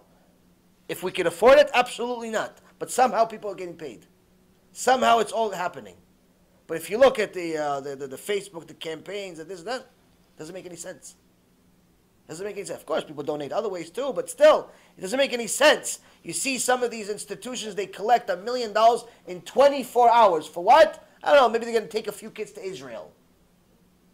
Let's take a bunch of kids to Israel to go make sins on the beach. People donate $1 million in 24 hours. Let's make them Jewish? Nah, we don't need that. What do you, okay, you know what? I'll donate. Hey, 18, one time chai. I'll be generous today. 2 times chai, $36. Same guy donate $36,000 to the people going to Israel. $36. What happened? Chafetz Chaim gives an explanation. He says when it's something that's a waste of time, that's not what Hashem wants. Hashem tries to eliminate it and the publicity of it immediately. What does he do? $1 million, 24 hours. I don't want more people to find out about it. College wants $100 million, 1 donor. Go, shh. No one knows about this place. Keep the sign, be quiet. Be quiet. Here's $100 million, just be quiet. Don't tell anybody this university in Tennessee exists. Here's the $100 million, I'll give you $200 million, just be quiet. But you want a kollel, you want a yeshiva, you want KIRUV, you want this? $10 at a time. $100 at a time. 1,000 at a time. Why? I want all of Am Yisrael to find out about it. Why? Because no one in the world has the merit to take the entire mitzvah by himself. No one has the merit. Why? Because this is what I want. Imagine, you had a bat kol in Shamayim, Hashem says, all I want is one thing. And he tells you, this is what I want. This is what I want. Hashem, I lived 20, 30, 40, 50 years. I'm looking for something to give you. Hashem says, I can give you something. There's one thing that I want. Here it is. Well, you're not going to do everything in your life to do it. You're not going to jump off of a bridge if you have to, just to do it. Hashem only wants one thing in the world. Hashem says, I want everyone to know. I want everyone to know about this. So yes, it's painful, it's agonizing, it's embarrassing, it's this, it's that. Hashem says, that's what I want. That, the embarrassment and the agony, that's what I want. Why? That's how everybody's going to find out. We learn this from where? The Chafetz Chaim says we learn this from the Bet HaMikdash and also where they sent people that had accidental murders. When people murdered somebody by accident, they killed somebody by accident. Shouldn't say murder. They killed somebody by accident. Let's say the hammer fell from the ladder and fell on the guy's head. He died. Shem Erechem. Accident, car accident, something like that. So the deen in Torah says you send a guy to Ir HaMiklat. You send him to the places. Why? To protect him from the family. Because according to the Torah, the family can take their vengeance on him. So to protect him, you send him to these faraway cities. Now, these faraway cities, they put signs everywhere. Of where? Make a right here, make a left here, make a right here, make a left here, make a right here, over here, here's the all the way to the entrance. Why, the Chachamim ask, why there's so many signs everywhere? It says because the guy that made a mistake and killed somebody by accident, he is already getting a punishment. Now, if he loses his way on the way to Ir HaMiklat, he loses his way. He has to go to some house and says, hello, you know the Ir HaMiklat, you know the place where there's... So what are the kids? Abba, look, he's a murderer, killer, look, he's a murderer. So he's going to get embarrassed. People know he's a murderer. That's why he's going there. He doesn't deserve that embarrassment. He doesn't deserve that punishment. So to lower his suffering, Hashem says, put signs for him to get there right away, no problem. But what about the Bet HaMikdash? Shouldn't the Bet HaMikdash also have signs everywhere? No. No signs at all. Why? Hashem says when somebody decides, I want to go to Bet HaMikdash, I want him to get lost. Why I want him to get lost? So he goes to the house and says, hello, which way is the Bet HaMikdash? So the boy says, Abba, he's going to Bet HaMikdash. You want to go? Can we go? Can we go, Abba? Can we go to Bet HaMikdash? I want to go to Bet HaMikdash. He's going to Bet HaMikdash. Look, he has a kid my age. I want to hang out with him. You learn Torah with him. We go to Bet HaMikdash. So now they go again. They get lost again. They go to another neighborhood. Hello, you guys know where Bet HaMikdash is? We just came from there and it's far. It's it. Oh, Abba, can we go? Let's go. Next thing you know, 5,000 people went to Bet HaMikdash. Everyone got lost. Everyone got to Bet HaMikdash. Accidentally on purpose. That's what Hashem wants. Accidentally on purpose. You understand? So, Rabotai, the Chafetz Chaim teaches us a chidush. If Hashem wants what you're doing, He's also going to want the suffering too. Why? He wants you to publicize it. And that's the Torah. Torah that's pure, it's hard. It's hard to raise money for. It's a lot of suffering involved in it. So this, how I got even into this whole issue is that this also helps me, l'shapitz the neshama. This helps me refine my neshama. All the suffering of collecting money, $20 at a time sometimes, $5,000 sometimes, $2 one time, $1. It's craziness all the time. So, these types of donors, some of them are good, some of them are bad. So the Vilna Gaon says, if you're one of the good ones, just so you know, aside from the mitzvot, you're going to inherit, you're going to have something big. Why? One day, you're going to finally see what you contributed to, how many boys and girls you actually gave a life to. With what? With your $10, with your $1,000, with your whatever money. And also, the ones that donate to these waste of life causes, like taking kids to some beach, or Hanukkah parties, or beach parties, or all these nonsense things that make people less Jewish, not more Jewish, they're also going to see. They're also going to say, oh yeah, see, you destroyed this family, and that family, and that family, and that family. Oh, and you see, yeah, that retreat for the wives, for the wives. Oh yeah, see that divorce, that's on you, and that divorce on you, and that divorce on you. This family you broke, with that $1 million donation you had. Look how many families you broke with the $1 million donation you had. You can see everything. That's why the Chachamim say the biggest punishment, the initial punishment in Shamayim, is the busha, is the embarrassment of seeing the truth, if the truth is not so pretty. If the truth is not so pretty, there's a lot of embarrassment. Why? They're going to show you how many marriages you broke from your tight outfit. How many marriages you broke because of the wig business you have.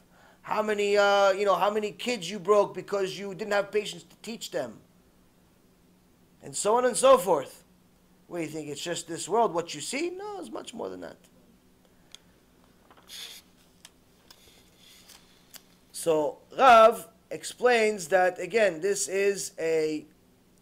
Mishnah teaches that there are 4 types of people and how their attitudes are towards giving. And Rav Moshe Al-Shakal says something different. He says there are 4 types of people that are obligated to give. They're obligated to give Torah.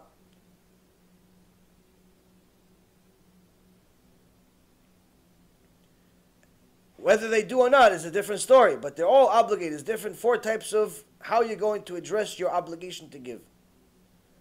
Now, the reason why is because in the Gemara Bava Batra, page 8b, it says that according to the Torah, the Batei Din have the power to force people to give tzedakah.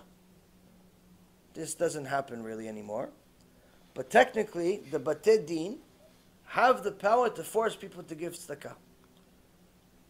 So, here this Mishnah is talking about how you're going to react to the Bet Din forcing you to give tzedakah.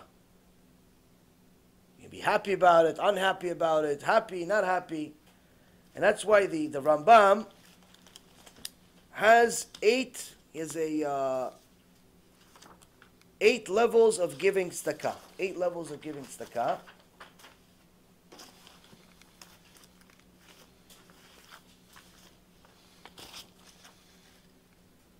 He says the first, there's levels of these people. So the Rambam writes in Ilchot Matanot Aniyim, chapter 10, Halacha 7 to 14, talks about different things. We'll go into it briefly. Just these 8. I'm not going to go into all the details just to save time.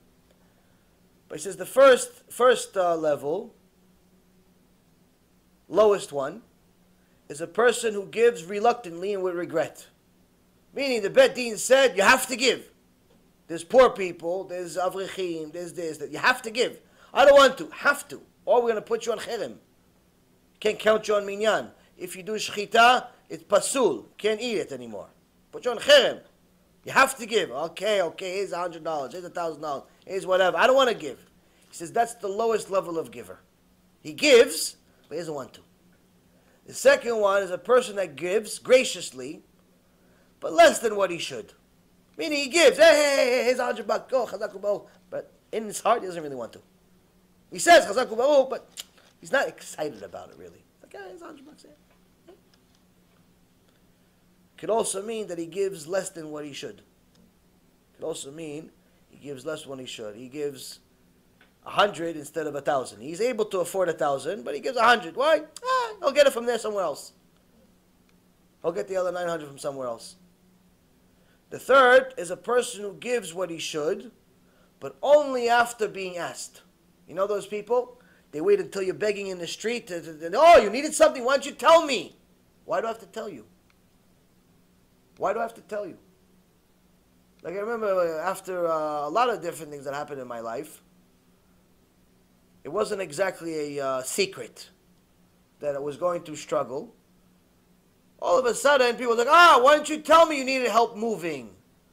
When you got kicked out of the office and this and that, why didn't you tell me you needed help? Everybody knew, buddy. It's on the news. You knew. I know your friend. You worked for me. What do you mean? Yeah, you knew.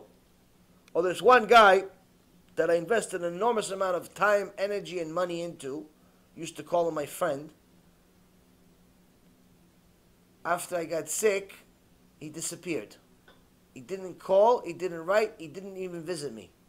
Now, he heard from people I was dying. Not just I was sick, I was dying, because at some point I was.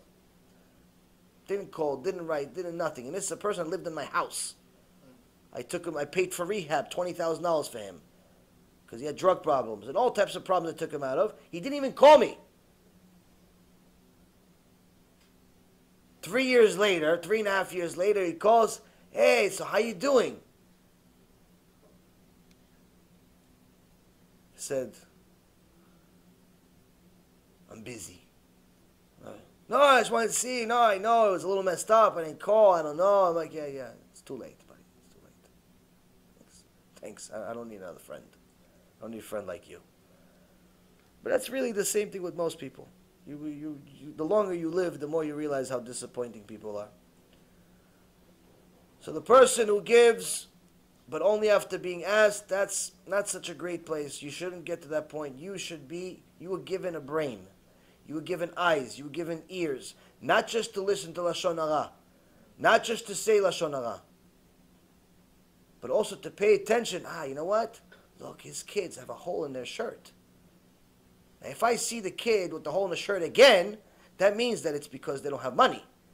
Now, if it's only one time, it could be the kid just made a hole in the shirt. But if you keep seeing the hole in the shirt, that means there's problems. They don't have money to afford a new shirt.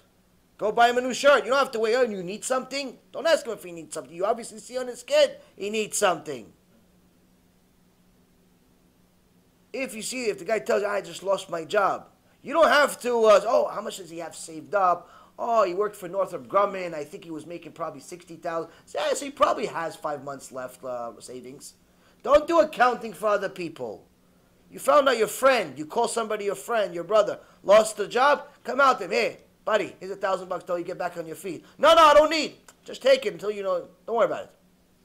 Just take it. You have it. That's what Hashem gave you the money for. That's why what do you think he gave you the money for, so you can buy a new car?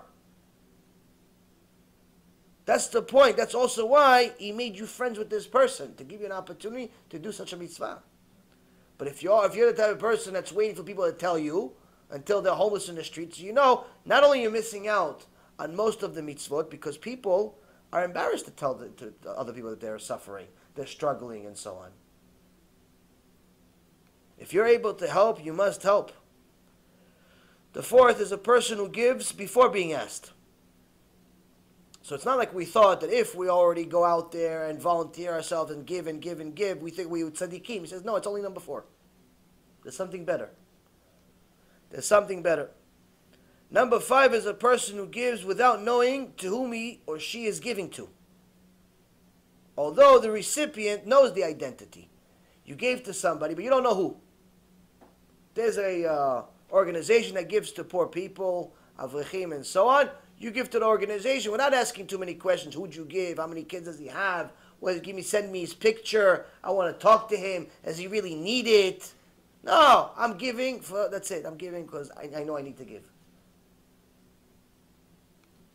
That's the 5th. 6th is a person who gives without making his or her identity known. Meaning, the person that got it from you doesn't know you gave it to them. Instead of you saying, hey, give him $1,000, or give somebody $1,000, no, you actually just leave the $1,000 at his door. He doesn't know who gave it to him. He doesn't know. You know who you gave it to, but he doesn't know you gave it to him. Why? Because he can still save face and not feel embarrassed every time he sees you. Oh, yes, the guy helped me out. 7th is a person who gives without knowing to whom he or she is giving to, and the recipient does not know to who he received it from. This is both sides. The guy that got it doesn't know where he got it from. The guy that gave it doesn't know who he gave it to. That's number 7. What's number 8? A person who helps another person becomes self-supporting by a gift or a loan or by finding employment for a recipient. Now you're just giving him money. You're giving him a future. You're making him, you're not giving the guy fish, you're teaching him how to fish. Now, it also says giving a person a loan, and a lot of people are going to and are continuously mistranslating it. Why? They're cheap. They don't really want to give. But they're willing to lend you the money as long as you're going to give it back to them. So they're going to say, listen, I'll lend you $50,000, but you have to give it back to me. I won't even charge you interest because you're a Jew, I can't charge you interest.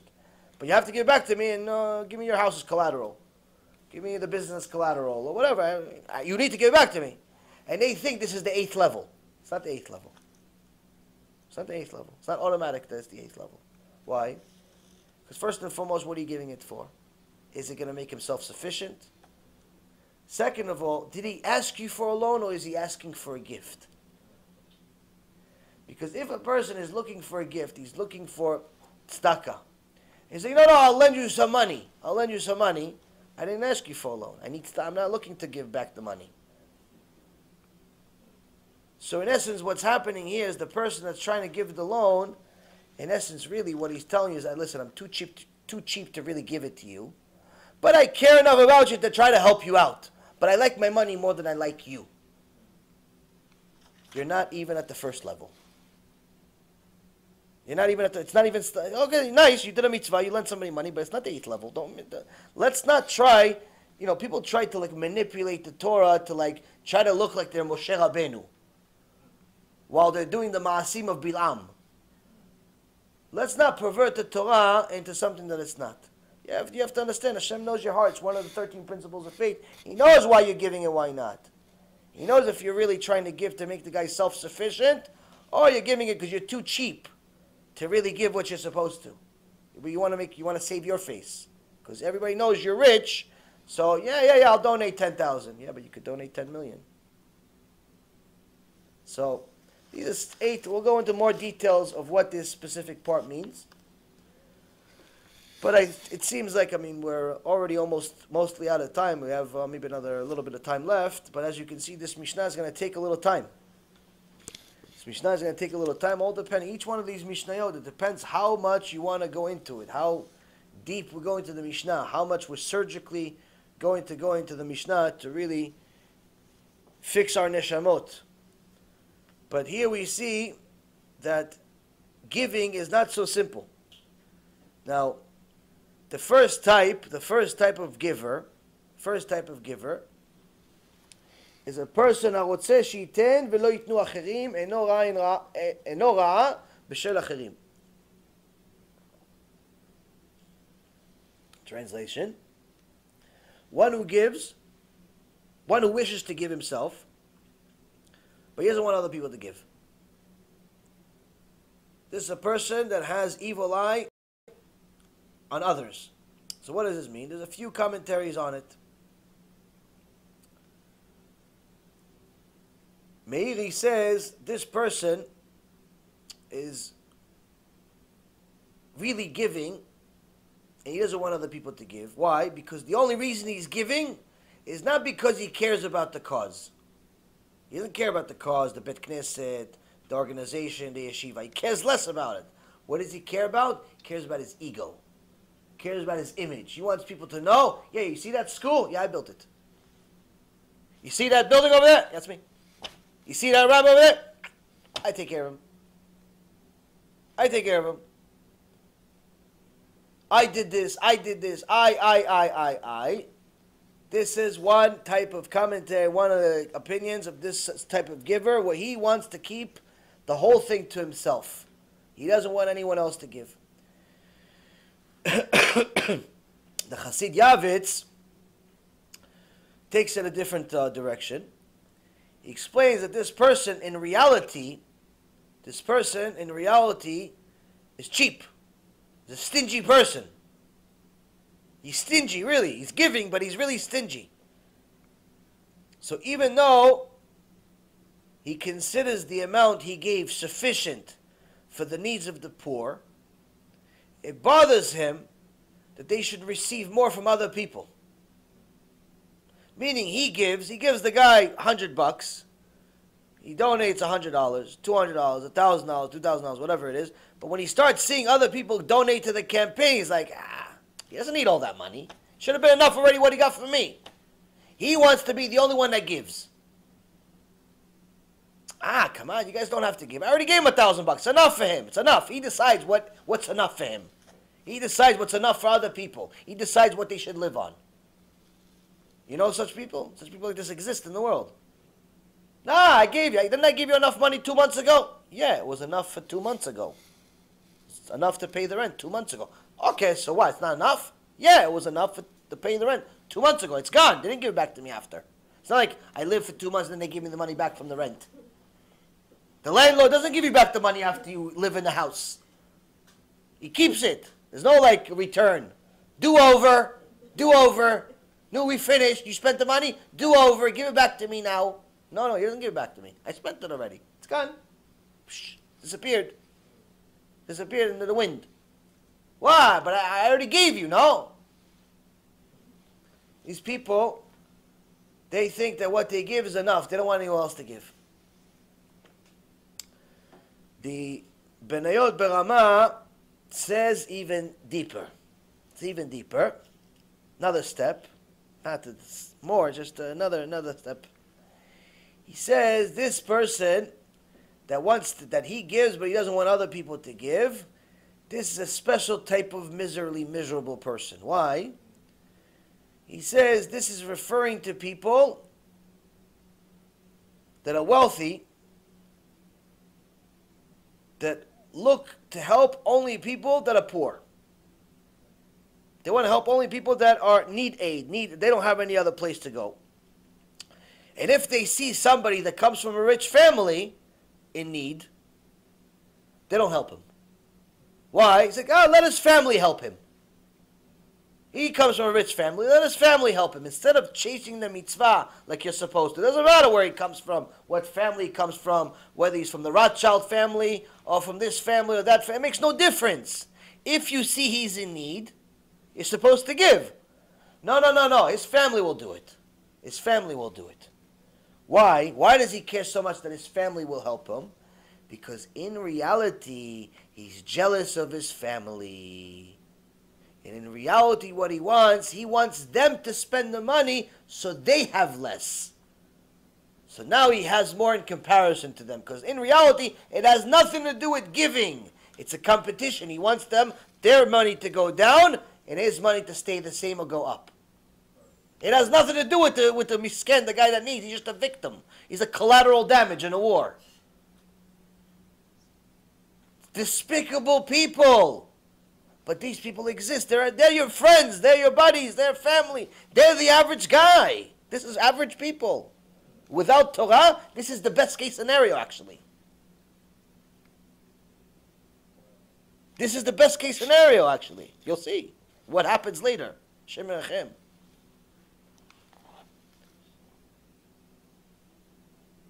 Because this is human nature. Human nature without Torah is evil. He's so concentrated on the love of money, he forgets there's a human that needs it. He forgets there's people and personalities and families and little children and little babies and everything. He forgets. Everything becomes like a number for him. It's like when the government does testing without telling the people. They put stuff in the water or the food. They're like, yeah, we just want to see what happened. What do you mean what happened? 15,000 people died. Oh, yeah, that wasn't supposed to happen. What do you mean? Maybe you should have told the people before you start, putting poison all over the air in that town. Maybe you should have told them. Maybe you should have given them a choice. Yeah, I guess you're right. It's too late now. This is the same thing. This is where this type of midah, this character trait, travels to. You see these programs that governments do. It's also run by people. Government is people. You know, this Planned Parenthood, it's an abortion clinic everywhere. Murders millions of people every second. Now, what do? Part of what they do, it wasn't enough that they're murdering people. It's not enough that they're murdering people. It's not enough. For them, no. It's not, they're not patur until they for sure have the 7th level of Gehenom. So what do now also? They sell the body parts. They sell the babies they murder. The babies they murder. They sell the body parts.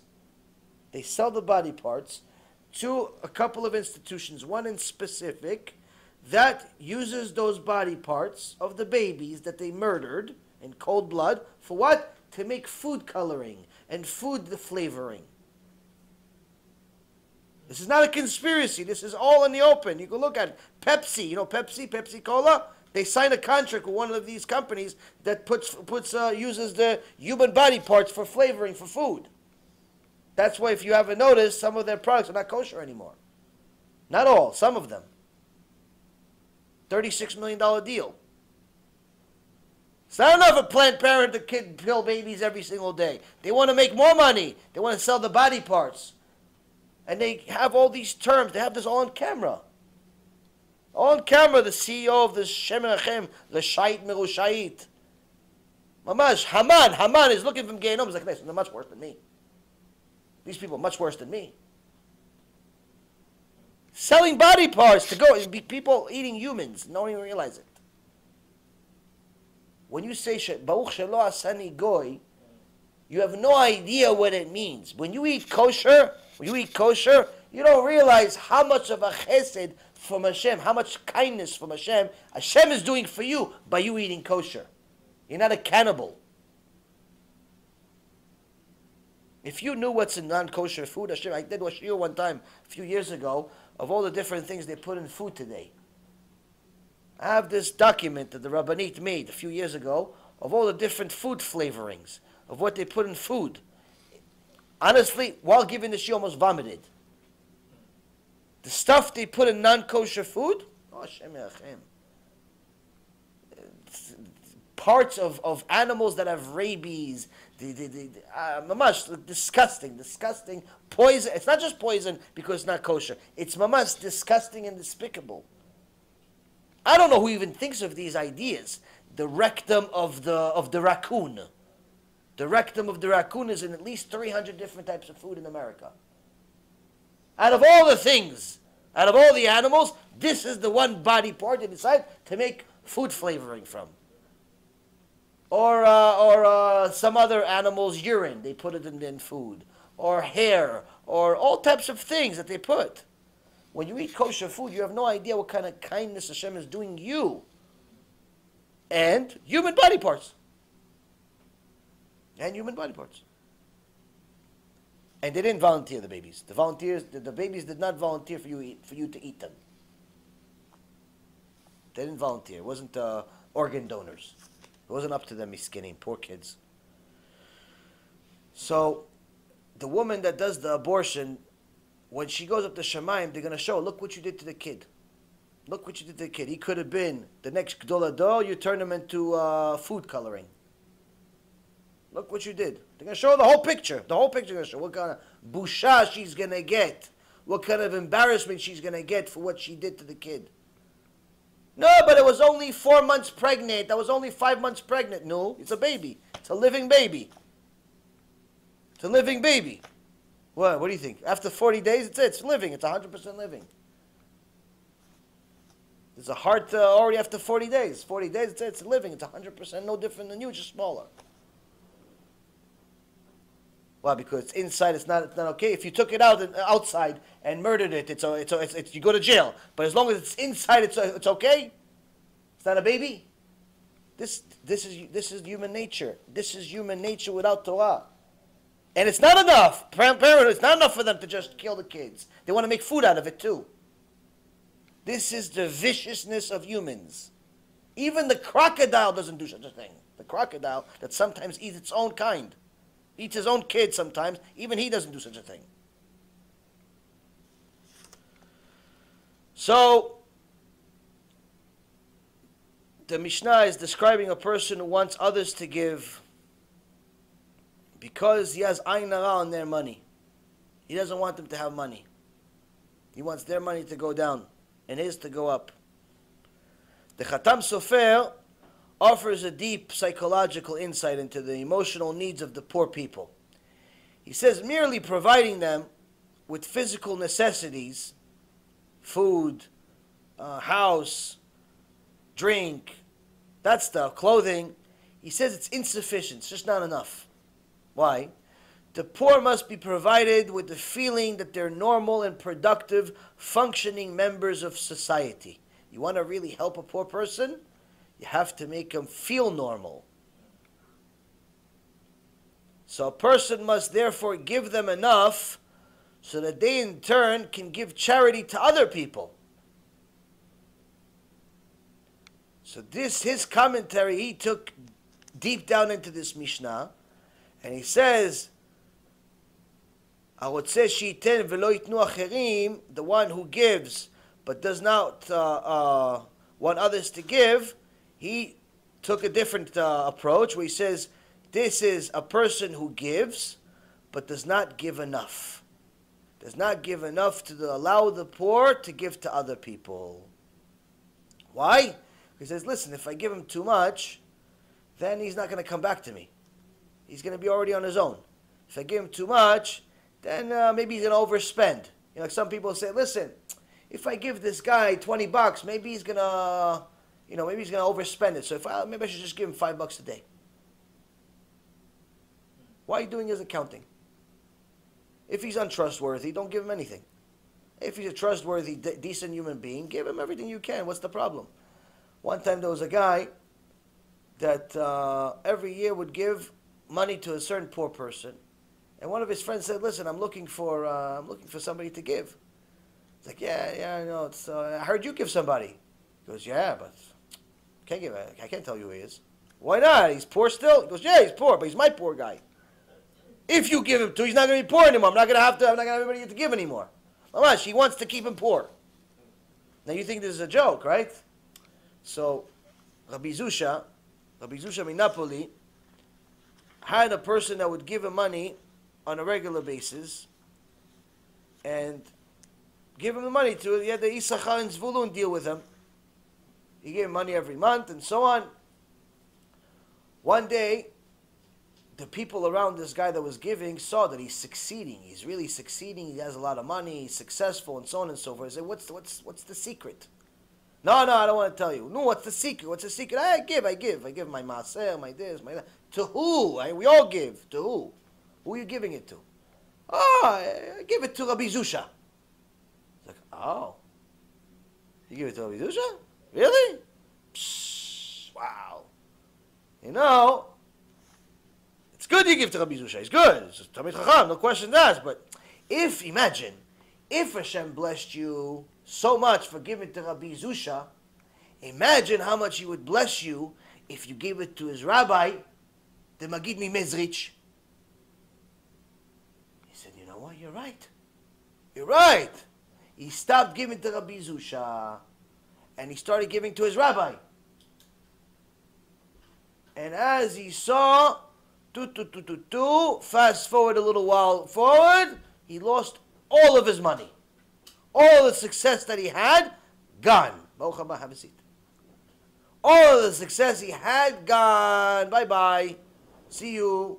He comes to Rabbi Zusha, he says, oh, for the Rav, I know Hashem is telling me I did something wrong. When I was giving to you, I had success. I gave it to your rabbi. I'm sorry. I don't know what I did. I don't know what I was thinking. But again, why did Hashem take everything? Rabbi Zusha said, when you were giving to me, you weren't really asking, is Rabbi Zusha the biggest tzaddik in the world? You gave it innocently. You said that, oh, I'm doing something good. I'm learning Torah. I'll give it to him. So in Shamayim, when your mitzvah arrived in Shamayim, they dissected it, they analyzed it, they looked at it. They go, well, hold on a second. Before we look at the computer, pop out the result. Hold on a second. Is he reviewing his mitzvah that way, or is he giving tamim, complete, with the closed eyes? He's trusting that Rabbi Zusha is good enough to give it to. Oh, he's doing it with closed eyes. Let us give him the reward with closed eyes. Let's not analyze him. If he does, we'll give him the reward as if he's complete and he's deserving of the reward. But then when you asked later on, is Rabbi Zusha the biggest tzaddik? He's like, nah, you know what? Maybe the Magid is better. Maybe his rabbi is better. So in Shamayim, the same mitzvah, arrives Shamayim. So okay, let's analyze. Oh, he's analyzing who's the biggest tzaddik. Okay, so we have to analyze who he is. And once they analyze you in Shamayim, they said, oh, wait a minute. Even though he's giving to the biggest tzaddik, look how many sins he has. Look how many this he has. Look how many this. He doesn't deserve even what we gave him. He doesn't deserve. Just like he analyzed, they analyzed. And they realized, not only you don't deserve the reward, apparently, but you don't even deserve what you got. So they took it back. When you didn't analyze, you were tamim with Game Hashem. You were like Noach. Noach was complete with Hashem. He just, whatever Hashem said, he did. You start asking questions, they started asking questions in Shamayim. The Beti in Shamayim, they started asking questions about you, and they saw, you don't deserve what you're getting. So you did it. You did it. It has nothing to do. No one is looking to punish you. You did it, and they did it. It's midah kineged midah. Measure for measure. Measure for measure. That's how the Torah works, Rabotai.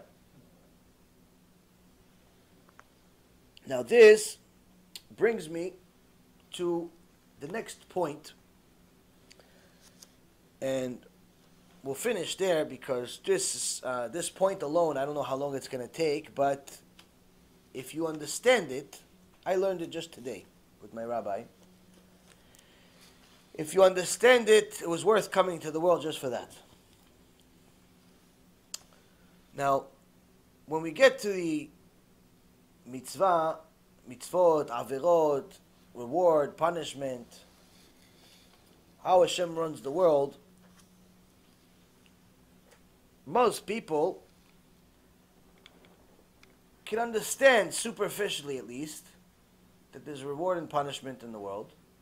That if you give and you're generous, then Hashem will be generous with you. If you forgive, then Hashem will forgive you. If you are gentle, Hashem will be gentle with you. If you're happy, Hashem will show you happiness also. If you're kind, and so on. Midah kineged midah. Tzedakah. If a person is evil and he makes sins, then such will be his own consequences. Now this is something that we all have in the back of our mind. Hopefully, Be'ezrat Hashem, with enough shiurim and enough Torah, it becomes in front of our minds.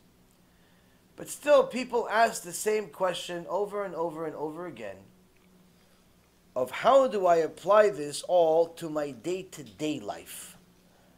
Like, okay, Olam Haba, Gan Eden, Gehinom. That's all great. I want to go to Gan Eden, and I don't want to go to Gehinom. Everything is good. Yes, I want to avoid it. I want to. Fine. What about here and now? What about the suffering and the anguish here? For the most part, most of a person's life is suffering. That's just a reality. Most of a person's life is suffering.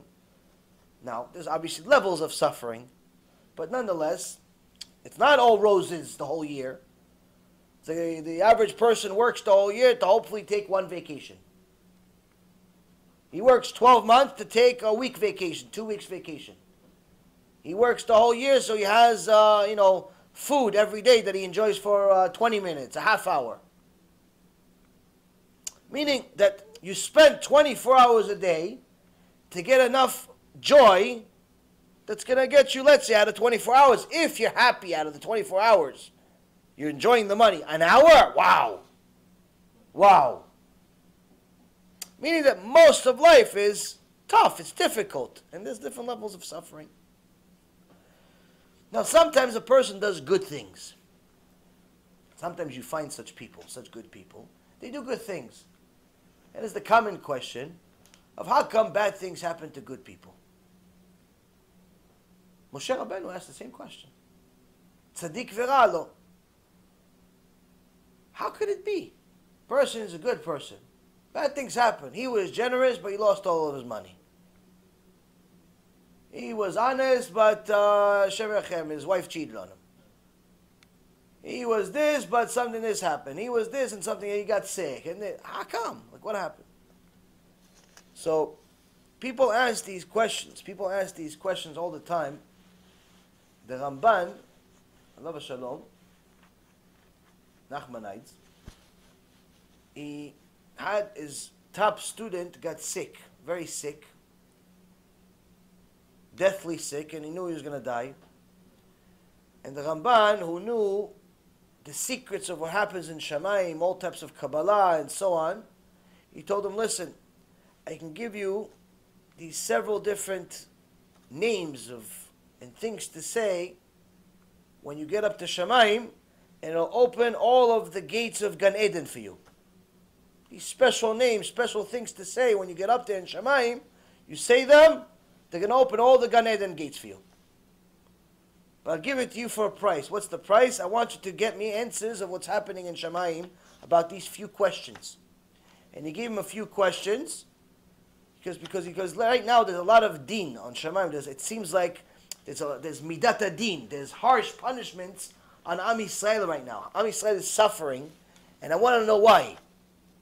I want to know what's happening. What happened that's causing this suffering. So I'm going to give you these questions, and I need you to come back once after you die. Come back to me and tell me what do they say about this in Shamayim. Because I've been looking, I can't find. Okay. And that happened. He gave him the note. They buried him with the note after he died. And as it would happen, after a little over a week after he died, he comes back to the Ramban in a dream. He says, "Hi, Kvod Harav, thank you very much. All the things that you told me, they worked perfect. Mamash, I used the psukim, the things that you said, and all the gates were open to me, and I came in. I'm so happy. It's amazing. Baruch Hashem. Wow." I said, okay, no, so what happened? What was my deal? What about my questions? Because I'm sorry, Kvod Harav. That's the problem. He says, as soon as I arrived here, there's no questions. Not that you're not allowed to ask questions. The questions don't exist because everything is clear. Everything is clear. There's no more questions of why and who and when. There's no such thing. Everything is just clear. You understand everything. Everything that ever happened. Why and when and who and what. There's no such thing. These questions you have, they're not questions. They're not questions up here. Such was also the story of one of the other Chachamim.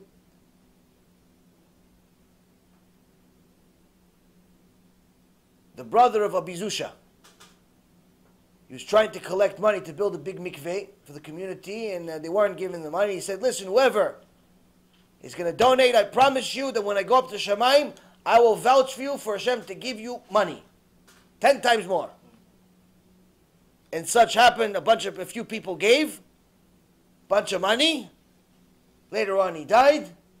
And they saw that they weren't making more money. In fact, some of them lost money. Started asking questions. So he came to the rabbis in a dream.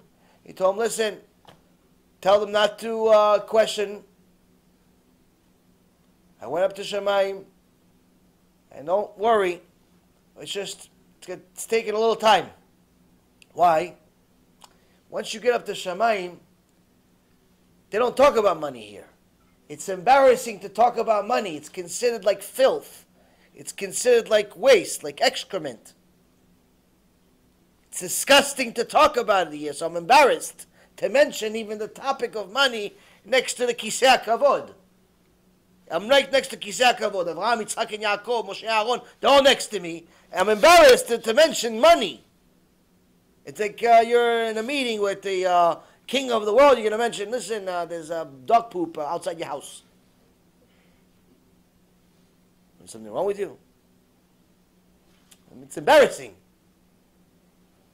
There's no questions in Shamayim. There's no questions. But here we have questions. So there were some Chachamim that literally understood some of the things that were happening in Shamayim. The Shla Kadosh from about 400 years ago, Shla stands for the acronym for the book, the famous book, or now with commentary on it, it's 5 books in Hebrew, and I think it's 3 in English. Stands for Shnei Luchot HaBrit, the 2 tablets of the 10 Commandments. And it's a book that's full of mussar and messages and different things that are just extraordinary. And mamash, everyone understood that this is a Kodesh Kodeshim, a person that understands what's happening in Shamayim. It's not just understanding to do mitzvot, understanding some commentary on Torah. Mamash understands what's happening in Shamayim. How Hashem runs the world, if you will. In his section on Masechet Yoma, Perek Derech Chaim, Tochachat Musar, he gives something extraordinary.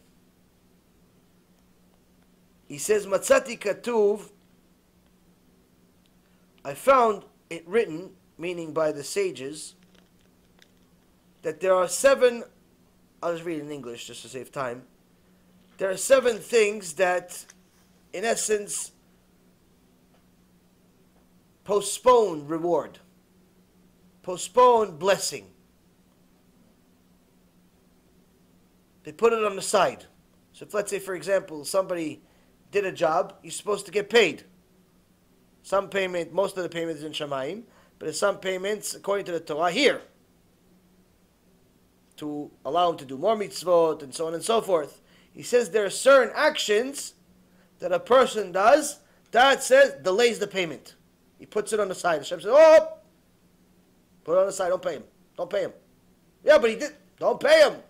Why? Look what he did. And this is what he says. Shvuat sheker, a single shvuat sheker. One swearing in Hashem's name, that's a lie. Oh, I promise I'm going to donate. And you don't donate. Like this one guy that arranged a lecture for me. Yeah, I promise I'm going to donate. I go to a lecture. What happened? He didn't donate $1. Now, I don't care about Hashem. Hashem pays one way or another. Hashem, whatever belongs to me, Hashem will send. He already decided Rosh Hashanah. It doesn't change my life. But here he's in problems. Why? It says, Shvuat sheker achat. One time you swore, not every day. One time you said, oh, I promise I'm going to give it back to you tomorrow.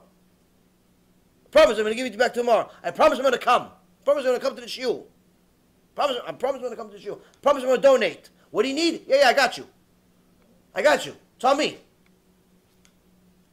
One time you lie on a shvuah, doche mea zchuyot. It procrastinates the payment for 100 blessings. 100 things that Hashem wants to give you in Shemaim, 100 for one lie. Chilul Hashem echad, doche 100 tefillot. One time you desecrated Hashem's name. One time.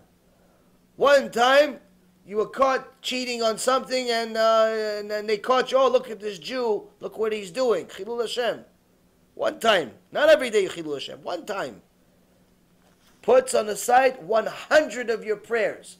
You're praying for a cure. You're praying for parnasah. You're praying for zivug. You're praying for a baby. You pray so much you're crying. I'm not talking about prayer where you have no kavanah. I'm talking about the best of your prayers, the ones that you're crying like somebody just, the Holocaust just happened. Like those types of prayers. 100 of those, on the side, nothing. Do not answer him. Don't answer him. Why? Chilul Hashem. One Chilul Hashem. One Chilul Hashem. Forget about it if you do it daily. Each one, 100 of these prayers just went to the side. It's not canceled. It's just to the side. It's not paid. You're not going to get paid. Do not pass go. Bizui. Bizui echad shel Torah doche 100 smachot. One time you disrespected Torah. Like this guy that one time was in the Beit Knesset, we were doing a shiur, and there wasn't that many people. It's not my fault. What can I do? I don't have enough zchiyot in Shamayim. So sometimes not many people come to my shiurim. So the guy wanted to make me feel good about it. So what did he do? He laughed in my face. It's like, well, look, nobody came for you. Well, you're going to have the whole camera and everything, and only like 5 people here, 6 people here? That's make fun of my face. Like I'm not feeling bad enough about it myself. You study the whole day, the whole night. You don't work. You're off Wall Street. You're struggling with everything in the world. Baruch Hashem, enough kaparat avot as it is. No, it's not enough. He wants to. Nice. Give it to me. Make you feel good right before the shiur, not after the shiur. Before the shiur, because you have to be in good mood in the shiur. Not enough. No, he wants to give it to you nice. It's Satan Mamash himself sent the guy. He says, that person made fun of Torah. What do you do? 100 smachot. Doche 100 smachot. What's doche 100 smachot? Hashem wanted to give you 100 different types of celebrations. Your daughter getting married, your son getting married, the brit milah, this, that, all of those things. You're not getting them now. How about that? On the side, 100 of them. 100 of them. Do you understand that this is craziness?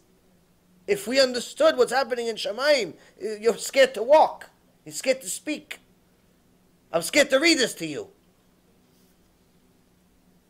Nevelut pe achat doche 100 הבטחות. One time you curse. One curse. One time you use inappropriate language. 100 promises that the Torah says to you, Im bechukotai telechu, Hashem's promises. If you do my things, I'm going to give you this, I'm going to give you this, I'm going to give you this, I'm going to give you this, I'm going to give you parnasah, and the rain's going to come in time, and you're going to have kids, and this, and this. 100 of those promises. We're not saying maybe it's a sgula. No. Promises from the Torah. Hashem promised you 100 things. One time you cursed. One time. Put it in a do not call list. Whenever he calls, hang up the phone on him. Why? Look what he said. Look at the mouth he has. He cursed one time though. Yes, one time. Why? Your mouth was given to you to say divrei kodesh. You cannot use the same mouth that speaks to Hashem and says Hashem's name to speak like a truck driver that just came out of the sewer.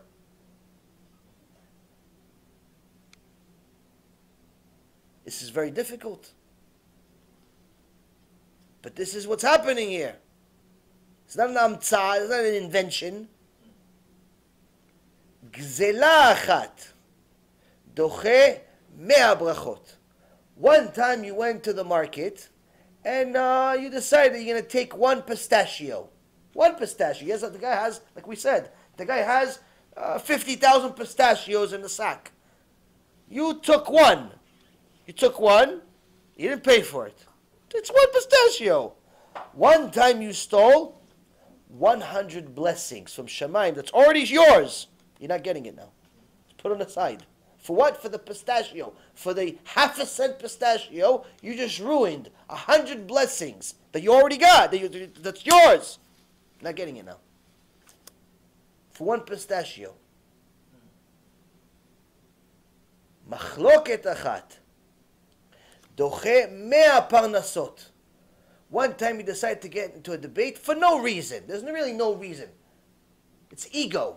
It's not like you're fighting for the Torah, for the kavod of Torah. You just want to be right. Has nothing to do with the Torah. Nah, you don't know what you're talking about. So tell me the right. I don't know, but it's not you. You don't know what you're talking about. I don't believe what you're saying. I don't believe what you're saying. Nah, it's not for me. No. You're making it up. How do you know I'm making it up? You have a proof that I'm making it up? Is what I'm saying wrong? No, it just can't be. It can't be. And you start telling people, no, don't believe him. Don't. Like this one guy wrote on the commentary, listening to this guy at the beginning of shiur. He wanted to make sure that it's right in the beginning of shiur. Listening to this guy is a waste of time. Like he has nothing to do with his life. He has to go on my thing and on Facebook Live to tell people, listen to this guy is a waste of time. Now, if one person didn't study Torah because of him now, he saw, listening to this guy is a waste of time. One person listened to him. This, what happened here, is not the only thing. Because it says in the Torah, anyone that gets in the way of Torah is cursed with arur. Arur is the worst curse in the entire Torah. You got in the way of Torah. But in addition to that, if that's not enough for you, it says, Doche 100 parnasot. 100 different ways of Allah Hashem wanted to give you parnasah, now you're not getting it. Go starve now. Oh, you're surprised you didn't have money to pay the rent this month? Oh, you should watch your mouth then. Oh, you're starving? You're hungry? You haven't eaten in 2 days? Oh, okay, you watch your mouth. You should use your mouth to bless Hashem and say good things instead of saying cause a machloket for no reason. Oh, you want to eat? Yeah. You should have thought about that. You should have thought about that before you said such things. Lashon hara. Lashon hara achat. Doche 100 tshuvot. One time you say lashon hara about someone that's righteous. If he's a rasha, there's no lashon hara. There's no din of lashon hara against someone that's a rasha. If the guy's a mechalel Shabbat, there's no lashon hara din against him. If the guy's a kofer, there's no lashon hara. You can say whatever you want against him. He's a rasha. I'm talking about someone that's righteous, someone that's known to be a kosher person. You say lashon hara about him. Let's say you did tshuva on 100 different things. You fixed your eyes, you fixed your nose, you fixed your mouth, you fixed your everything. 100 tshuvot, 100 things you fixed. Now, canceled. Put on the side. Do not enter. Do not pass go. Put him in jail. Why? One lashon hara. One lashon hara. We're not saying 100. We're not saying this is a person that sins nonstop. We're not saying that this is one of the people that has a website against me, or against Rabbi Mizrahi, or against anyone else that's actually doing real KIRUV in the world. Takes our videos and manipulates them. Makes videos against us, like this Chabadnik made a 1 hour video against me this week. 1 hour, if you guys didn't see it. 1 hour video, all he does is insult me. Baruch Hashem. Baruch Hashem, he just gave me all the mitzvot, the few that he has in his life. I got all of them, Baruch Hashem. So I started the week good. But 1 hour video, all he does is insult me. I'm Sephardic, and I don't know what I'm talking about, and I'm this, and I'm that, and I don't know Chabad, and the Rebbe is Mashiach, and you need the Rebbe in order to get to God. Mamash, idolatry 100%. Idolatry 100%. I was thinking about maybe I should publicize this to show people what the real crazy people that I'm talking about, what they really are, because he, Mamash, buries himself with his own comments. But I said, you know what? It's already enough Chilul Hashem, what he's doing already. For me to publicize this imbecile, maybe somebody else is going to get crazy from what he says or something. I don't know. It's like, I didn't publicize it. But an hour video, Mamash, the guy took an hour of his life. He did not stop insulting me for a second. Solid 1 hour. If I was there, he'd probably beat me up. Mamash. That's not the first video. You know how many videos have been made about me? It's like Hollywood against me. Got the guy from Arizona, got this guy, got Baruch Hashem, a list. It's a growing list. These people, I don't even know if they can do tshuva. Honestly, I don't know if such a person can do tshuva. I don't know. I'm not saying they can't. I don't know if they can. Because if Menashe did tshuva, I'm sure most likely they can. I just don't know, how do you do tshuva for such chilul Hashem? How? Like it's like, you have to mamash like make an opposite website or something. I don't really know. I don't know if it's possible. Because even if you do mitzvah, it doesn't cancel out the avirah. You still have to pay for it. It's not like one cancels out the other. You'll get paid for the mitzvah. You'll get punished for the avirah. So, I don't know. All I know is over here, Rabotai Yekarim, one lashon hara, not a website, not a movie for an hour, not a clip, not a comment that's going to influence 500 people. No, one lashon hara to one person. You said to your friend, oh, do. The 100 things that you worked your blood, sweat, and tears to do tshuva on are now put on the side. This is scary. But this is how Hashem runs the world. This is not a pun. These are no. So there's a special note here. This is not punishment. What I just told you for the last few minutes, these are not punishments. This is not punishment. I didn't tell you punishments. This is just a reality of the outcome of our actions. This is not a punishment. These are not punishments. Punishment is in a different place. Punishment is different. This is not punishment. This is just an outcome. This is just an outcome of our actions. Somebody jumps off a building, the outcome is he will hit the floor eventually. Gravity. That's an outcome. Cause, effect. This is cause, effect. Cause and effect. That's it. It's not punishment. Which means, if we don't start watching our mouth, our eyes, our ears, our nose, everything, why are you so surprised if you don't get blessing? Why are you so surprised that your kids can't pass a test, a single test in school? Why are you so surprised that your wife doesn't even want to look at you? Forget be with you. She doesn't want to look at you. Why are you so surprised that your husband doesn't pay attention to you? Why are you so surprised that your bank account is always empty even though you worked the whole month? It's always empty. Never money. There's never any money. The guy works 900 hours a day, never has any money. You ever see such a thing? Unbelievable. So many people tell me, I work, I'm always working, I can't come to the shiur, I'm always working. I said, oh, you should be a billionaire by now. You work 900 hours a day, you never have time for shiur Torah. It's unbelievable. How many billions do you have? At least donate it to Marcel. No, I'm broke, I don't have any money. What do you work for? What do you work for? You play sand? You play with the sand outside in a sandbox? What do you work for? You work so many hours, you don't have any money?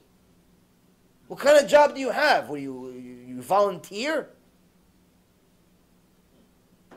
What are you doing? How do you work so much you don't have any money? It's not that they don't have any money. There's no blessing. There's no blessing. Why? Because they don't follow the Torah, and that makes them make sins that are destroying the blessing they're supposed to get.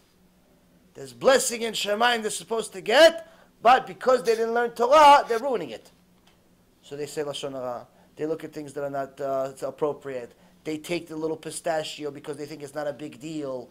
They think it's a joke, but this is what happens. They desecrate Hashem's name without even realizing it's desecrating Hashem's name. They don't realize it's desecrating Hashem's name, but it still is. And that's why, Rabotai, the Gemara in Masechet Yoma, finalize here, but this is important. I think I have it. The Gemara in Masechet Yoma talks about what is really tshuva. What's this tshuva? This tshuva, what is it? Let's see, maybe I have it. I'm going to read you from the Gemara so you don't think I'm making this up. Because a lot of people think for some reason that I have nothing to do with my life and just make things up. I'm like an author. It says, Rabbi Matya ben Charash, Gemara Masechet Yoma, page 86a. Rabbi Matya ben Charash asked Rabbi Elazar ben Azariah, when Rabbi Elazar was in Rome, have you heard the teaching that there are 4 distinctions in the process of tshuva that Rabbi Shmuel would derive? He said to them, no, there's not 4, but there's 3. And tshuva is necessary with each one of them. He says, these are the categories. If one violates a positive mitzvah and does tshuva, he's forgiven even before he moves from his place, meaning immediately. He violates a positive mitzvah, he does tshuva, immediately he's forgiven. The source, Jeremiah 3:22, return, shuvu banim shovavim. Return, you troublesome kids. Hashem is calling us little troublemakers. Little troublemaker kids. It's implying that if once a person repents, he's immediately forgiven. Now, if a person violates a prohibition, meaning this is a negative mitzvah, this is, Hashem says, don't light fire on Shabbat, and you light fire on Shabbat, and he does tshuva, the tshuva suspends his punishment. He puts his punishment on hold, and Yom Kippur atones for his sin. If he violated Shabbat, but he does tshuva immediately, doesn't waste any time, he does tshuva, but Yom Kippur is going to atone for his sin. As it's stated in Leviticus 16:30, for on this day shall atonement be made for you to purify you from all of your sins. This actually, the Shabbat example wasn't good because that's din karet. Next one is, but another positive mitzvah. If one commits a transgression that warrants karet, or a sin that's punishable by death, like murder, or violating of Shabbat, and the earthly court, and then he repents, he does tshuva, so then the repentance and Yom Kippur suspend his punishment, and only suffering in this world will absolve and complete his atonement. As it's stated in Psalm 89:33, then will I visit their transgression with the rod and their iniquity with the strokes. So if somebody is din karet, in order for them, for any violation of Shabbat, tarat mishpacha, and things of that nature, Yom Kippur, you made such sins in your life, then there's tshuva, there's Yom Kippur, and there's suffering in this world. A combination of all of them will complete the tshuva of a person for that type of sin. But in the case of one who has caused a chilul Hashem, like signing up to Dancing with the Stars, like this rabbi in Canada, or bringing a Christian missionary, or wanting to bring a Christian missionary to a shul, or all types of other chilul Hashem types of sins, someone has desecration of Hashem, his repentance, his tshuva, has no power to suspend his punishment. Nor does Yom Kippur have any power to atone for his sin. Nor does any suffering alone have any power to absolve him. Rather, all of these suspend the punishment, but death alone will absolve him. Meaning tshuva, real tshuva for him, for someone the desecration of Hashem's name, tshuva really will begin when he dies. As it says in Isaiah 22:14, and the Lord of hosts revealed himself to my ears, this iniquity shall not be atoned for until you die. That's the source of that, of Chilul Hashem, not being something that a person can fix so simply, which means that a person needs to be very, very careful with his actions. Very careful before he starts getting angry at God and saying stupid things about the test that Hashem gives him. Because in reality, Rabotai Karim, one of the things that I learned from this Shlach Kadosh and many of the other things that we've learned in the past is whatever bed you make is where you're going to sleep. Whatever food you cook, that's what you're going to eat. Whatever's happening in your life, you made it. You made your bed, now you sleep in it. You made the food, now you eat it. You made yourself problems, now you have to deal with the consequences. It's not even the punishment.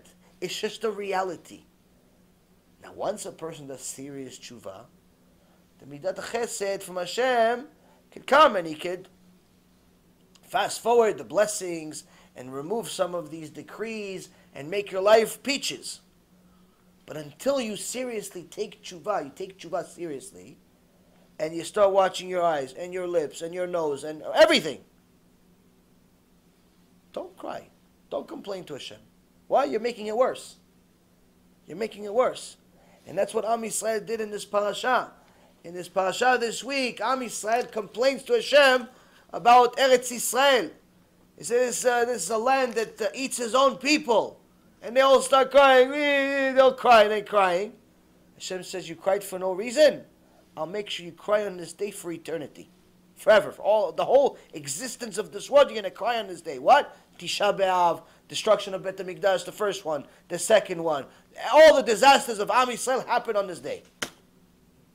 Why? You cry for no reason. You complain for no reason. Why don't you check your own actions? Why don't you do tshuva? And that's Rabotai, that's the secret. That's the secret. If we do tshuva, we say, Chatanu Avinu Pashanu. Hashem, I don't know why you're doing this, but obviously it's my fault. And obviously you're doing it for my own benefit. Or else you wouldn't do it. Because you love me, because I'm your son, because I'm your daughter, because you love me, so you're doing it for me. So, Hashem, I'm trying to do tshuva, but since I don't really know where to do, I'm just going to do everything. I don't know where I need to fix, I'm just going to try to fix everything. I don't know what I need to fix, because this is difficult, everything is difficult. So what am I going to do? I'm going to try to fix everything. You start doing that, you take Hashem seriously. Next time you have an opportunity to be generous, you're generous. Next time you have an opportunity to do mitzvah, you do mitzvah. Next time you have an opportunity to give chesed, you do chesed. Next time you have an opportunity to refrain from sinning, you refrain from sinning. Next time you have an opportunity to go learn, you learn. You take tshuva seriously. Once you take tshuva seriously, it becomes you. Not part of you, it becomes you. And that, Rabotai, is how you can turn the bad into good. That's how you can turn the bad into good. And this is only the first part of the types of givers, because realistically, a person's money can either be a ticket to Gan Eden and eternity, or Gehenom for eternity. It all depends on how you treat money. What is your attitude towards money? If you treat it like it's a tool to do the will of Hashem, you will have a beautiful Olam Haba for eternity. If you use it as something, you treat it as if it's worth something, much more than that, you think of it as something precious, and you only want to fulfill your own desires, you turn it into Avodah Zarah, then do I really need to tell you what the outcome is? It's not pretty. Not in this world, not in the next one. And that's the thing that people need to understand. It's easy. It's easy. It's easy to understand. Why? It's true. It's true. But the only way we could truly reflect on it is by learning this stuff, writing it down, going over it, reflecting, going over it, reflecting, applying. Rinse and repeat, like the dentists say, rinse and repeat. That's it, Rabotai. Any questions? The person who does the calculation and is trying to give to that country, isn't this person in essence going against the midah of HaKadosh whose way is to do unto serve kindness? Well, I mean, there is a the tzedakah is one of the ways that you can prove that the Torah is divine, actually, believe it or not. And the reason why is because unlike all of the false religions, Christianity, Catholicism, anything relating to the New Testament at all, a book full of evil and lies, or the Quran, another book full of evil and lies, or Buddhism, I don't even know if they have a book, but it's complete stupidity. All these 80,000 other religions, you'll see that one thing they do have in common with Judaism is that they love money. And they talk about tzedakah or charity or so on. And they call it tithe, like we call maaser as tithe, translation to English. But it's not the same thing. It's not the same thing. And the reason why is because in those religions, that tithe doesn't have actual laws other than just give everything you have, and we care less about what happens to you as a result of it. So I have a friend that his father literally gave everything he had to this false religion, and now he's struggling. The family is struggling because they thought that something good's going to happen out of giving it for Avodah Zarah, and now obviously nothing good's going to happen out of it, and now they're struggling, and they can't get the money back, and no one cares, and no one's going to help them. So, in Judaism, an average person is not allowed to give everything they have. An average person is allowed to give 20% of their income. 20% is what they're allowed to give, but a person is obligated to give 10% of their income. That's the maaser. But the Birkat Yehuda in Torah Yehuda said that a person can't just rely on these simple numbers. Why? Because the giving in Judaism, the giving according to the Torah, is really based on his wealth. It's all proportionate. Because even if he gives 20%, of his money, he should not assume that he's giving enough. Why? Because if he's one of these people that's a high income generator, he makes $300,000, $400,000, $500,000, $1 million, $20 million, big money, him giving 20% is not enough. Why? He doesn't need $20 million. Even if he gives $4 million, good job. But the $4 million is not enough. Why? You really need 16 million? Shouldn't give you 20 million for you to have 16 million? You know how much Torah you can do with you don't need 16 million. Whatever, even if you keep for yourself $1 million. Even if you give for yourself 2 million, it's enough. What do you need so much money for? So a person can't assume that just because he's giving even 20%, chomesh, where it says somebody gives maaser, gets titasher, someone gives 20%, Hashem guarantees him to become very rich in his lifetime and so on. Even if he gives 20%, if he's really wealthy, it's not enough. So the numbers are per se for the average person. The average person should give at least 10%. If they want to do midat chassidut, they want to do above and beyond, they're allowed to give up to 20%. But that's assuming the standard person, they're making just enough, they make ends meet, maybe a little bit more. They make $100,000 a year or something like that. They're fine. But if the guy is a big income generator, this 20% doesn't apply to him. So that's why it says aseh lecharav. A person should make themselves a rabbi. Somebody came to Rav Steinerman, alav shalom, and wanted to show off to the rabbi. Kvod Rav, just wanted to let you know, this year, Baruch Hashem, I gave the avrechim half my money. Half my money I gave the avrechim. Oh yeah, Baruch Hashem, Chazak u'Baruch. Yeah. Kvod Rav, no, you don't understand. 1,000 avrechim. 1,000 avrechim, I gave them the money. I fed them for 1,000. It's a lot of money. You know how much money 1,000 avrechim is? You finance for the whole year? It's a lot of money. What did Rav Steinerman say to him? He said, Chazak u'Baruch. You know what he said to him? I didn't know that one person needs as much food as 1,000 families. Instead of getting the Chazak u'Baruch that our logic, that's full of evil and shtuyot and nonsense, would think, oh wow, Chazak u'Baruch, you gave 1,000 families, you gave them food, wow. No. Rav Steinman was Ish Kodesh, Ish Emet. What did he say? Why do you need as much? One person, one family, why does one family need as much as 1,000 families? Why do you need so much? You gave half of your money, you said. Half your money you gave to them. Half the money went to 1,000 families. So the other half went where? To you. Why do you need that half? Just one family needs as much as 1,000 families. Why? How many houses can you live in? How many cars can you drive? Why do you need so much money for? Now, of course, person that's rich, it's hard for them. Person that's rich, it's hard for them to give everything they have. But the point is, a person needs to understand that they have to be careful to make sure that they're doing it right. Because we've seen in our Torah some giants that were also righteous lose everything because they didn't give enough. One of them is Gemara Masechet Ta'anit. Talks about Nagdimon ben Gurion. Nagdimon ben Gurion was the Bill Gates of his time, the Warren Buffett of his time, but just tzaddik. He was one of the 3 righteous people in Am Yisrael, but also 3 most rich people in Israel. Now, righteous is not enough of a description for him. Why? Because righteous is just somebody that follows Torah and mitzvot. Him, he was so righteous, he's one of few people, I think it's 3 people in history, that Hashem stopped the sun for him. Or 4 people. 4 people in history, Hashem stopped the sun in the sky. He stopped time for him. That's how righteous he was. But still later on in his life, he lost all of his money. Everything, to such a point that Rabban Yochanan saw his daughter looking for food in the waist of the donkeys of the Arabs. That's how much poverty she got to, how he got to.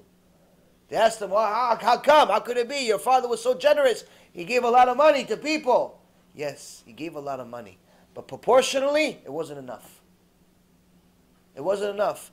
Why? You had $500,000 account in your 401k, but your donation was $50. Oh, $500. Oh, okay, no problem. Good, it's a mitzvah. No problem, it's a mitzvah. It's just not enough. It's mitzvah. Enough. We have to be generous with Hashem's children as much as we want Hashem to be generous with us. It's midah keneged midah. If you're cheap with Hashem, expect the same. It's not a punishment. It's just a reality. It's not a punishment. It's a reality. And that's the thing that people need to understand. And really, the biggest reason of why people don't give enough is because they don't have enough emunah, which is what we'll talk about in the next shiur on this specific topic. Anything else? Yeah. Rabbi, what's with the order of the Mishnah with the, how it's similar, how you said in the beginning of the lecture, that it's the first 2, then the third one is the righteous one, and then you have the wicked one in the end. Yeah. Is there something there about that order? Why is the order as it is? Meaning the 4 people. Why they're dividing the 4 people that way? Yeah. Well, we see it's in common in all of them. Is that the first one is is one side, is right side, that's missing one aspect. The second is missing the opposite. The third one actually is a completion on both sides, meaning he's good on both sides. And the fourth one is missing both sides. So that's how it's the 4 possible options. There is no other options, the 4 possible options. And the Mishnah is giving that same order, that same pattern in every one of these Mishnayot of 4s, where the first part is missing one side, second part is missing left side, and so on. But as far as the why they chose the first one missing the right one, the second one being the left one, that I don't know. But as far as it seems to me that's the only logical choice, just when you read it. But I'm sure there's other commentaries on that. Next. Yeah. Regarding the laws of Lashon Hara, do they apply to the Gentile or just the Jews? Depends. It's not the same level. It's not the same level as a Jew. But there are certain types of Lashon Hara that is murder, and they're not allowed to say it because it's murder. So but for them, it's more about the common sense. The ones that are common sense. It's common sense that you shouldn't say certain things about certain people. It's common sense you shouldn't disclose secrets that belong to other people. It's common sense you shouldn't say bad things about other people. It's common sense you shouldn't discuss other people's finances. Generally, most Lashon Hara is common sense, really. And that's really more of the ones that apply to everyone. Because it's common sense. And everyone knows deep down inside the difference between right and wrong, or else you wouldn't be human. If you don't know the difference between right and wrong, you're either mentally disabled, which means you're patul from the mitzvot, you're absolved from all the mitzvot because you're mentally disabled, or you're not human. You're like a giraffe or something, and you work off of instinct. And in a zoo, we'll have to visit you and give you some peanuts. Is that what giraffes eat? Peanuts? Grass? Some peanuts and grass, maybe? Anybody here knows some giraffes? So, if a person is a person, he has common sense and he knows the difference between right and wrong. Of course, the more you learn Torah, the more you realize that even your definition of right and wrong was perverted and wasn't clean and wasn't kosher, but generally you should know the basics. Everybody knows murder is not allowed. Not by speech and not by action. Everybody knows. So, we use common sense. Next.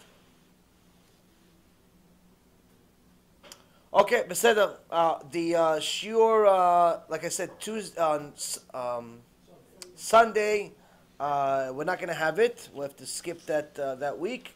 But Be'ezrat Hashem, we will be back on Tuesday night, Be'ezrat Hashem, and also Wednesday. Wednesday is in the other location, Be'ezrat Hashem. But of course, you'll see it online. We'll be in touch. Baruch Adonai Leolam. Amen ve'amen.